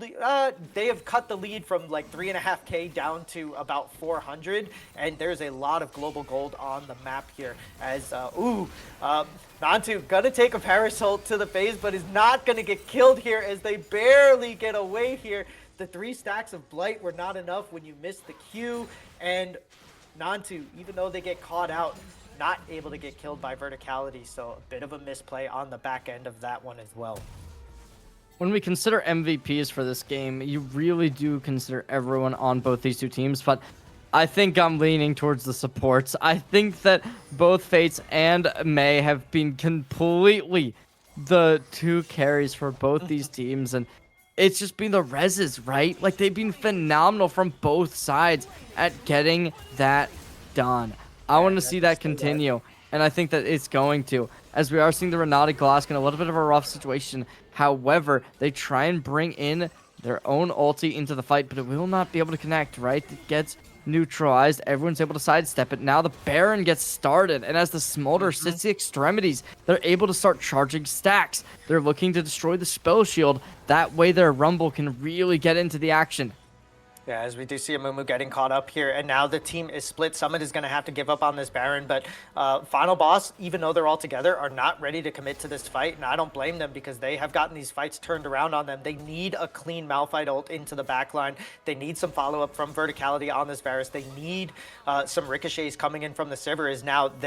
Now Summit Esports is posturing with the 5-man stack as the rest of the team is starting to spread out here, as now level 17 Smolder from Quastec fully stacked up, ready to go, and they are by far the most experienced person on this rift, and they have so much just damage output ready to be shoved into here. And both teams just trying to vie for a little bit of offensive and defensive vision, trying to get what they can, trying to clear out what they can't, and just get control over this Baron while shoving the mid waves and trying to maintain any sort of leverage that they can now, as it seems like every time that they break up, the other team is ready to engage, but then they don't pull the trigger. So it's going to be on, the onus is going to be on one of these teams to kind of push this. They don't think that they have vision, but they do. So Final Boss is seeing this Baron started up. Rumble sitting in the waves, ready to create some space for the rest of his team, as the Smolder ult is going to come out. Amumu going to miss a bandage toss, and on the backside, Varus taking so much damage from the Vayne. The Unstoppable Force is going to miss, but that is a dead Vayne. That's a lot of damage being missed here as flash forward from the Malphite, trying to get on top of here. Amumu doing a great job. Curse of the Sad Mummy coming out, buying so much time for Quastec here, as now Cho'Gath trying to do what he can. Veloz from Light super slowed down from the Zillion. This is so much come down as a hostile takeover does go into the back. Smolder is able to flap away from that. Now it's 4v4 here, as so many ultimates and cooldowns have been expended, and that's going to be another one, is Zillion having to pop his own and just kind of walk away from here. So all of that fighting and all those resources expended for basically nothing in the end. Gonna be looking good, as we're about to see the longest game we've seen all night. Which you really don't see too often, as 27 minutes 40 seconds definitely should not be the case. But these two teams, they've been playing at high velocity consistently, and you kind of mentioned, right, the ultimate coming in from the Malphite being a necessity to be able to poke out the back lines and be able to shut them down. But we've seen that. We saw the 2-man ulti from the Malphite being able to connect onto the Zillion, onto the Vayne both at once, but unfortunately it just was not enough for them to be able to disrupt the side of Summit Esports Wawas, and unless they're able to make that happen, it will be Summit Esports to be able to find these victory wins. Yeah, and now we're seeing a lot of attention being placed into this mid lane here, as now Fortnite on the top, or Verticality on the top side. Summit Esports recognizes it, that they don't have their Varus. They're going in. A bandage toss is going to land onto the Cho'Gath, and he's getting chased down here as the teleport's going to be coming in from Troy on this Rumble. And now that is a Malphite that is on the outside, getting chased out by Quastec on this Smolder. The teleport going into the top, so they're trying to disengage and get Sivir into the backline here, as Fortnite is starting to take this tier 3 tower. Summit Esports trying to get there, but the rest of Final Boss not allowing them to back in time. So now there's going to be a tier 3 tower. The ultimate from Troy is going to stop the back from Fortnite, and now they're on the wrong side of the map here, just trying to do whatever they can and get as much damage off as they can, buy as much time while the rest of their team goes after the Baron. They do start it up. We do have everybody going in. The teleport coming out from Quastec over to this Baron pit. The double bombs are not going to land, but Amumu waiting in the wings, ready to strike at a moment's notice, as the Unstoppable Force is going to land on top of the Smolder, but there's a Vayne that is keeping everyone else at bay. The flash forward from the Varus is going to land the ultimate. That's going to be a dead Smolder now, as the hostile takeover from Renata, trying to get their Sivir to live as long as they can, will get the shutdown onto the Rumble on the backside here. More being whiffed from the Varus, but it does end up getting the kill. Malphite able to kill the Vayne, and Final Boss kind of coming out on top of that is it's just a Zillion and an Amumu on the backside here, while Varus and Malphite are able to take this fourth drag. That is going to potentially be a 50-50 smite battle here, as coming in, that is going to be the Dragon Soul going over to the side here. That is going to be Curse of the Sad Mummy. Flashes forward, but not enough damage to take out the Varuses. Now, the Zillion Bombs almost enough, maybe with the Summon Airy, not enough to take out Verticality as he gets away by the skin of his teeth, but that is a Glacial Soul for the side of Final Boss. Oh, these teams are fighting so much in this game. We're getting to the point where gold will not be an issue for either team, but what will be an issue is this Soul Hex deck, almost the most powerful one could ask for, and that's assuming that you really have no preference, right? This Soul is so strong when it comes to everything you could possibly be asking for, and they're instantly taking it. Oh, as Renata's going to be caught out here by Nantu on this Vayne. She is going to get the hits down. Troy ultimate is going to come out for the Rumble. That is going to be a dead Renata, but the Zillion ult is going to save Vayne on the backside here. She is going to be able to get out of here as now the chase is on, and that's a lot of ultimates expended from the side of Final Boss. But the Cho'Gath, the Rupture is enough to get them to slow down here as they are trying to retreat to their tier 1 tower. And Malphite trying to take the Hextech gate, does not get it. Quastech is going to kill Venom here on the backside of this fight now, and they're just trying to get out of here. But Summit Esports not allowing them to back here. They're dealing with the super minions from the inhibitor as they're trying to shove this in on the other side here, and now the Hextech damage and the slow is enough for Fortnite to get the kill onto Nantu, so that is a dead Vayne. The mid lane is being shoved in at the same time by Quastech, so Smolder getting something on the backside of that play as well. And this just back and forth, back and forth. The Baron is in the hands of Final Boss, but Summit able to get a tower even with the Baron going to Final Boss. Summit Esports, a phenomenal roster that will look to keep this game going in their favor. As whether or not they're going to be able to do it, a to be determined, but certainly seems as if a win is going to be looming straight on ahead of them. It does look like the final fight is probably coming through here soon. Oof. It's a broken tier 3 up top. The inhibitor is gone, so now it's going to be a 4-1. Push from the mid as the teleport from Lost from Light is coming through here. So we'll see if they end up pulling the trigger on this last fight here. Smolder and Vayne can chase down basically anybody from this bot side. It's going to be on Verticality to hit the Varus ult and actually get the kill onto whoever he targets really quickly, as now Summit taking their mid wave, and it looks like they're willing to trade this, but Final Boss saying no, you do not get any minions to play with, as Cho'Gath's going to get his final chomp on a minion here and get a little bit more health and just kind of slow this down, as a really strong macro play from the side of Final Boss is going to net them a tier 3 on the bot side, and they're just going to transition this over into potentially a inhibitor, as the Smolder ult is going to come out here. Mumu getting into the back, the 5-man Curse of the Sad Mummy, and there's really nothing they can do. The hostile takeover is going to get onto the backside here. Unstoppable Force is going to stop the Vayne here, but the Sivir is going to fall. The Varus is going to fall shortly after, and now that is going to be Malphite getting the kill onto the Vayne, but Rumble with the double kill to finish that off. That Mummy ult was absolutely insane and saves Summit Esports from certain death in game 4 as they turn this one back around again. That should not be allowed. You should not be able to get a 5-man ulti and only live with 1 player. I mean, obviously the Rumble did not get hit at all, so it makes sense that they're extremely healthy in this scenario because of the heroics made.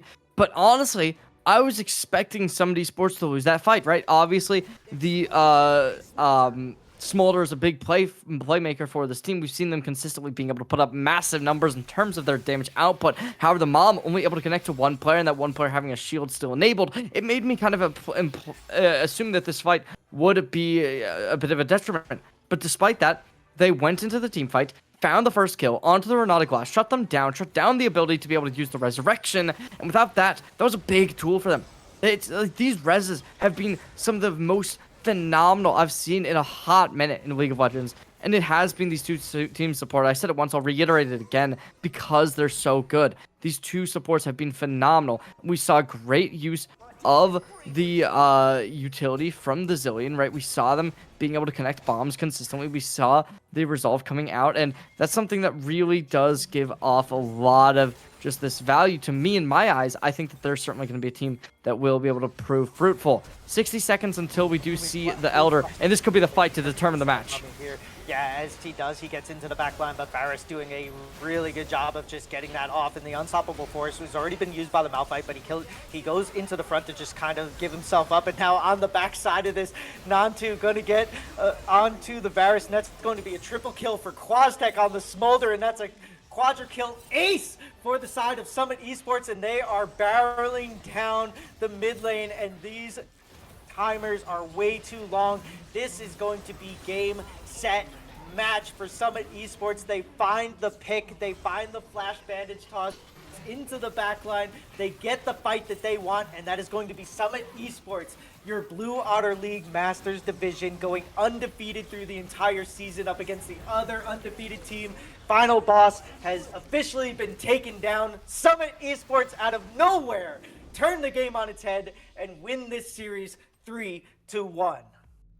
I mean, I expected that fight to be the game winner, but I was thinking, okay, yeah, take Elder off of it. Not, oh, we win this with, like, so much time, and they just instantaneously go on to just break it. That was like a 10-second fight, because we saw the engage coming in from the Cho'Gath, but they just instantly got melted. You can't survive that if you're the Cho'Gath. You can't live that if you're the Cho'Gath. And they proved it. They got completely shut down. It was the Malphite next on the chopping block. Obviously, we saw the trade coming out. It was very good, right? We saw the final bosses being able to completely kind of turn it around by taking down the jungler, Amumu, sorry, of the Summit Esports roster. But that was about all they were going to get, right? They could not get more than that because of the fact that now your Malphite is already dead. So it's a 3v4.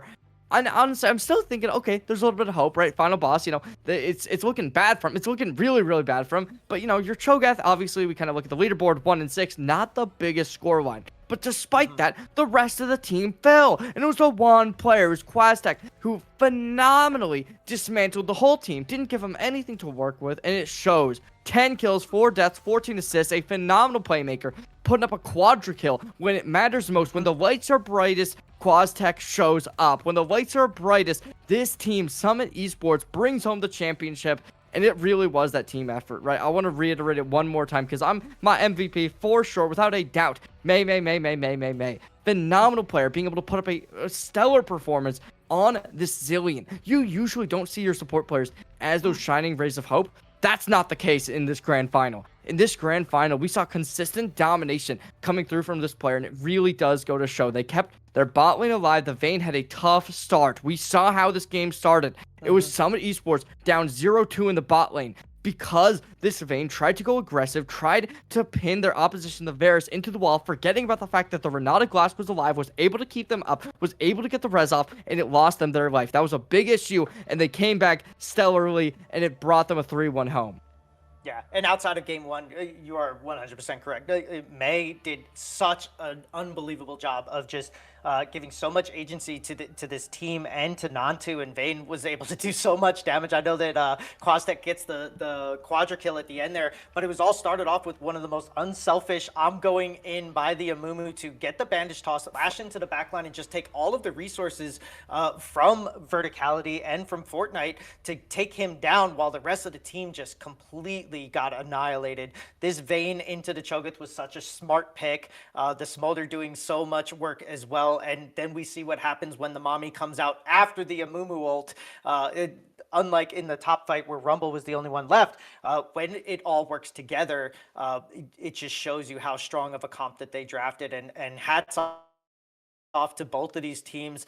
Final boss, both and Summit went completely undefeated in the regular season of this Masters League, and then they both get to the finals, and eventually one of the Giants has to come home. So final boss, like, they can walk away with this with their heads held high. They did a really good job of keeping every game kind of close, except for, you know, the last probably 5 minutes. Like, they had this game locked up until about the last 5-6 minutes. The last two team fights are really when Summit kind of came online, and the Smolder and the Vayne just, like, too much damage for them to deal with. And the ultimates from the Rumble after laning phase, where he had to use them all on the wave, they were always locked in. They were so succinct, and this team just showed how well they can work together. So congratulations to Summit Esports on their Masters win for the Blue Water League Masters Division. I don't know if you have anything else to say about that, but that was just such a crazy game 5 coming out of here, or crazy game 4 coming out here to end this series. And that's going to do it. But we're going to be back with an interview right after this. Ladies and gentlemen, not sure who we got going. Hoping for May for sure, because that was a massive playmaker. But we'll have to wait and see. We're going to go to a quick little break. We'll be back with a post-game interview for the BOL Masters Finals in just a little bit.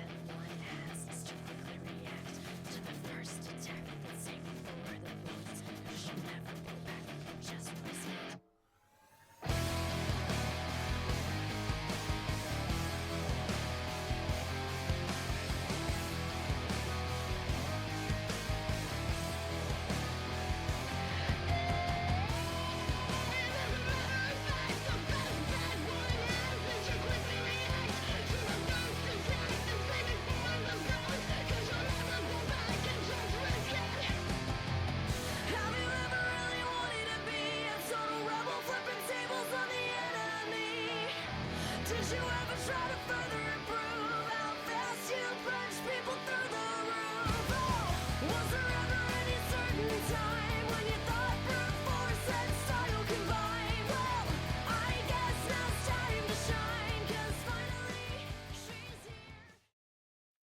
All right, welcome everybody back to the Blue Waters League Masters Finals, and I am Fel. I'm joined with Cherry for the interview with Troy and Asura on the back of their defeat of the final boss Shorkies. So Summit Esports taking home the W, and Asura and Troy, welcome to the interview. How you guys feeling? I guess we'll start with you, Troy. How you feeling with this win?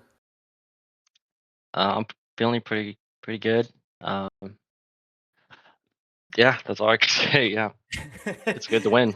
Sir, the sentiments is the same, or Well, I mean, Troy's a veteran, man. He's hardened. You know, he's won a couple, so I'm completely over the moon.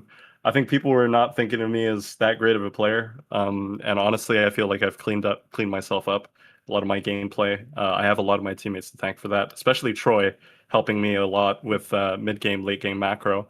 So just really feel like it's the culmination of a lot of effort. Yeah, really overjoyed and happy to share the win with everyone. nice. You guys should be overjoyed. And with that, the MVP, Troy. I guess you got voted in as that. I think Cherry would say that it was probably May, but you did get voted in as the MVP for the series. How does that feel? As we'll get into some more of these questions about the series, but how does it feel to be voted as the MVP of the Blue Water League Masters Finals?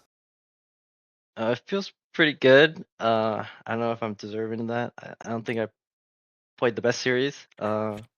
I thought my game one was pretty good.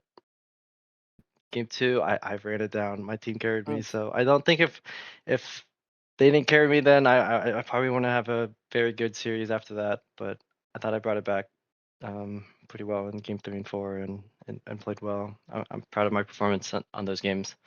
Yeah. Yeah. As you should be. And speaking to that, game one, Final Boss came out with a little unorthodox with the Tryndamere mid and the Gwen top, Trundle jungle, and it just kind of seemed like it caught you guys off guard. You guys weren't really ever able to get that like 5v5 that you really wanted. And it was very decisive. And I was kind of sitting there thinking like, whoa, like this might not be too good. And then game two starts out, they get a couple kill lead, but then you guys basically just take over that game. And from that point, you guys didn't look back. What was the communication like after game one between you guys to sort of like reset your mental, start off a little slow, but then basically not lose anything in game two or three? And then we'll get to game four in a second. But what was your mental state like that after game one, where you guys just sort of felt like, you know, or it seemed from here that they just kind of like outthought you in the draft? And how were you guys able to bounce back for like such a clear, decisive game two victory? And whichever one of you guys want to answer that. You can go ahead, Astora. All right. Oh, yeah. I think after the first game we were feeling we weren't feeling that defeated. I think we were just kind of like, they really got our number with that one. You know, as soon as they locked the Tryndamere, we were kind of like, okay, how do we really answer that? He's just gonna push the wave, then they're gonna split, and we have a losing top matchup, and it's kind of rough. So then we're just gonna get beat on both of our solo lanes, and we were like, okay, so that means we really need to prioritize team fighting. And then we tried to team fight, and Aaron was getting invaded in his jungle the whole game. And so we were like, okay, well, obviously we didn't get to play the game we wanted to play. So coming out of it, we weren't so like defeated because we kind of knew that it was a little messy kind of going in. But it definitely, I mean, we are a team that takes the games pretty seriously. And we are just sort of like, oh man, it really sucks to lose that one. And we were focusing on certain things. And we were talking about game one all the way up until like midway through the draft in game two. So I wouldn't say that we like super resetted well. But we managed to just kind of say, okay, guys, stop talking about game one. We lost. That's it. Let's move on. Let's think about what we want for game two. And I think Mr. Frosty came up with some really good draft ideas, and we were able to lock back in. Yeah, I mean, it definitely worked out. And then I just have another question about game four. It started off really bad. Final Boss was able to get the first 5 kills. They get the first turret. I think you guys ended up getting the grubs, but they had the first dragon. It just wasn't looking good for you guys. And then all of a sudden, the Vayne comes online, the Smolder comes online. Troy, the rumble into the Cho'Gath seemed like it was stressing me out because it just seemed like he was just pressuring so much, and the Sivir in the mid lane pressuring so much. All of the waves were basically being sent up to you guys. You guys ended up losing a tier 2 bot lane before it even started. So, what was the conversations like, or like what was the turning point in your guys' mind? I guess we'll ask this one of Troy since he swept out on the last question. What was it like in game four when you guys finally realized, hey, we actually are going to win this? What was that point for you? Um, yeah, early game was pretty rough. I think we were getting dove like really early on, like mid and bot. Like I was chilling top, but like I felt like I couldn't really uh put like do anything top. So that didn't feel as good. But like as long as I maintain gold and XP and come strong, become strong, like I can turn the tide in some of the fights later on. I was concerned with the amount of gold that we were like giving over away from their team, but I thought our comp was like 5 times, 10 times better than theirs. So like as long as like we maintain like a decent gold gap, we would be able to win. And I think I was able to TP to one of the third dragons or something, and then like we got a ton of gold onto Smolder and Vayne. So like I thought like as long as like we can kind of fight back, we would be able to like claw the gold lead back and then just win team fights from there because our comp's better.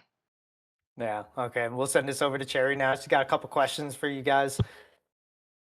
Yeah, just to end us off before we let you go, I just want to get a couple more thoughts, right? So, before this game, we saw a 3-2 victory against a pretty strong team, right? We know that the Lesser Doo-Doos, they don't have any real things to say bad about them. They got a lot of talent over there, and I know that game was close, so I want to get your thoughts, right? Did the close 3-2 possibly give you that experience that led you into being able to make that comeback, right? Down map one, but you know that it's not over here. You know that this is going to go longer, or was this just this was just a given thing, right? You knew you were going to win this, and it doesn't matter what happened before. It's all about the now.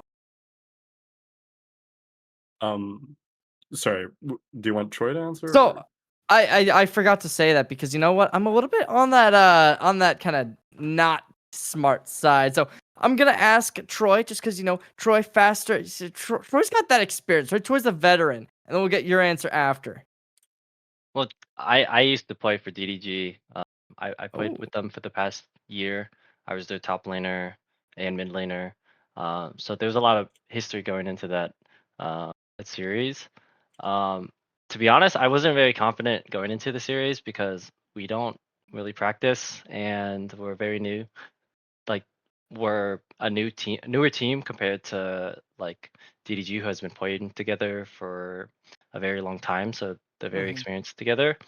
And we're still like figuring things out. And like even if we kept playing like after this, like we would still be figuring things out. So I wasn't as confident, and we went down like 1-2. But something kind of clicked. My team played really well, and I think we outdrafted them some of the games as well. So that helps. And we got the dub. So it does feel good to beat my old team. And I'll hand it over yeah, to Sora. yeah. Yeah, I mean, I like I that. was sorry. No, Yeah, you go, you go. I was kind of worried about DDG. I'm not gonna lie. I've had experience playing against them before. I was on the Wawas split ago, maybe the split before that, and every time we faced DDG, it just felt like we're getting out rotated, out gapped in every single lane, and it just felt like a miserable experience. So to really like kind of go toe to toe with them in those first few games, really helped at least me build my confidence. I know Troy doesn't need that confidence. He's already got all of that. But I was like, man, these guys are kind of the boogeymen, and I'm a little terrified. But as soon as we got our legs on and we realized that, the champion pool was starting to become an issue for them, I think we carried ourselves pretty convincingly to a game 5, and we took it home from there. Absolutely. Great work coming in from last week to this week. Stellar, enjoying to watch it. And honestly, great work from you two. I think that both of you certainly are those players, especially last week. I mean, I really looked towards that bot lane as something that it didn't seem like your opposition could really handle. And this week, you just carried it forward and it continuously looked really, really dominant. But before I head you both off, I just want to answer one more thing for me. And I'll start this time with Asura, as I want to get your thoughts, right? Anyone you want to thank, right? Any friends, family, pets, dogs, birds that possibly you want to give a bit of a shout out to? Yeah, I want to thank everyone on the team. I think that it's been such a great experience playing with everyone, and they've taught me so much, like in terms of macro and yelling at me when I'm dying in spaces that I probably shouldn't. Like to thank my parents for putting me on the earth, my siblings, Leanne and Genshin, my dog, a golden retriever, very, very cute, that is all the way over in Malaysia, 19 hours away. And yeah, I want to thank everyone that's made the journey possible. My coach, Bravo, Mr. Frosty, and all of you guys for believing in us. Smile. Yeah. Thank you, thank you. I will wish your dog very happy existence, I guess. I don't know what the word would be for that. But now over to Troy. Anybody that you possibly made this journey for you? Any inspiration? Any friends, family, pets, or even a cat that could have made this possible? Sure. Shout out my support, May, or ZMT or Zach. He brought me onto the team. I kind of was gonna take a break. The reason why I left DG, I wanted to take a break and but then I got the urge to play again. I had that competitive drive, so I knew that Summit was looking for a kind of replacement. And I DM'd him, and he was everyone was really welcoming to me, to the team. And we did have a rough start, but you know we did our best, and Zach always believed like in all of us, and made the decisions to like put me top lane after putting me mid in the beginning, and then he brought on Costex. So like he was kind of the mastermind on this roster, and really strong roster to be able to not practice at all to just win a final straight up. So shout out to him, and then the rest of the team, my teammates, they're insane. They played really well. So and then I guess I'll shout out to my two cats for not jumping on my keyboard when I played today. So shout out to them. Absolutely. Thank you both so much for joining Yeah, us. incredible. Amazing answers all around. Amazing meeting both of you. Hope to see more from you next season in the Blue Water League, but that is going to be it from us here on the broadcast. Thank you all so much for staying tuned. Thank you to our phenomenal producer, Cecerius, for putting on this show. Being able to have this was such a great thing happening. And honestly, thank you to Bully. Bully's the GOAT, my king. I don't know if you're watching the stream, Bully, but hearts out, of course. But that is going to be it from us here on the stream. So see you all next time. We got more Diamond semifinals coming up on Tuesday and Wednesday, as well as more eSport action coming on in future weeks. So make sure to stay tuned for that. We'll see you all next time. Peace out.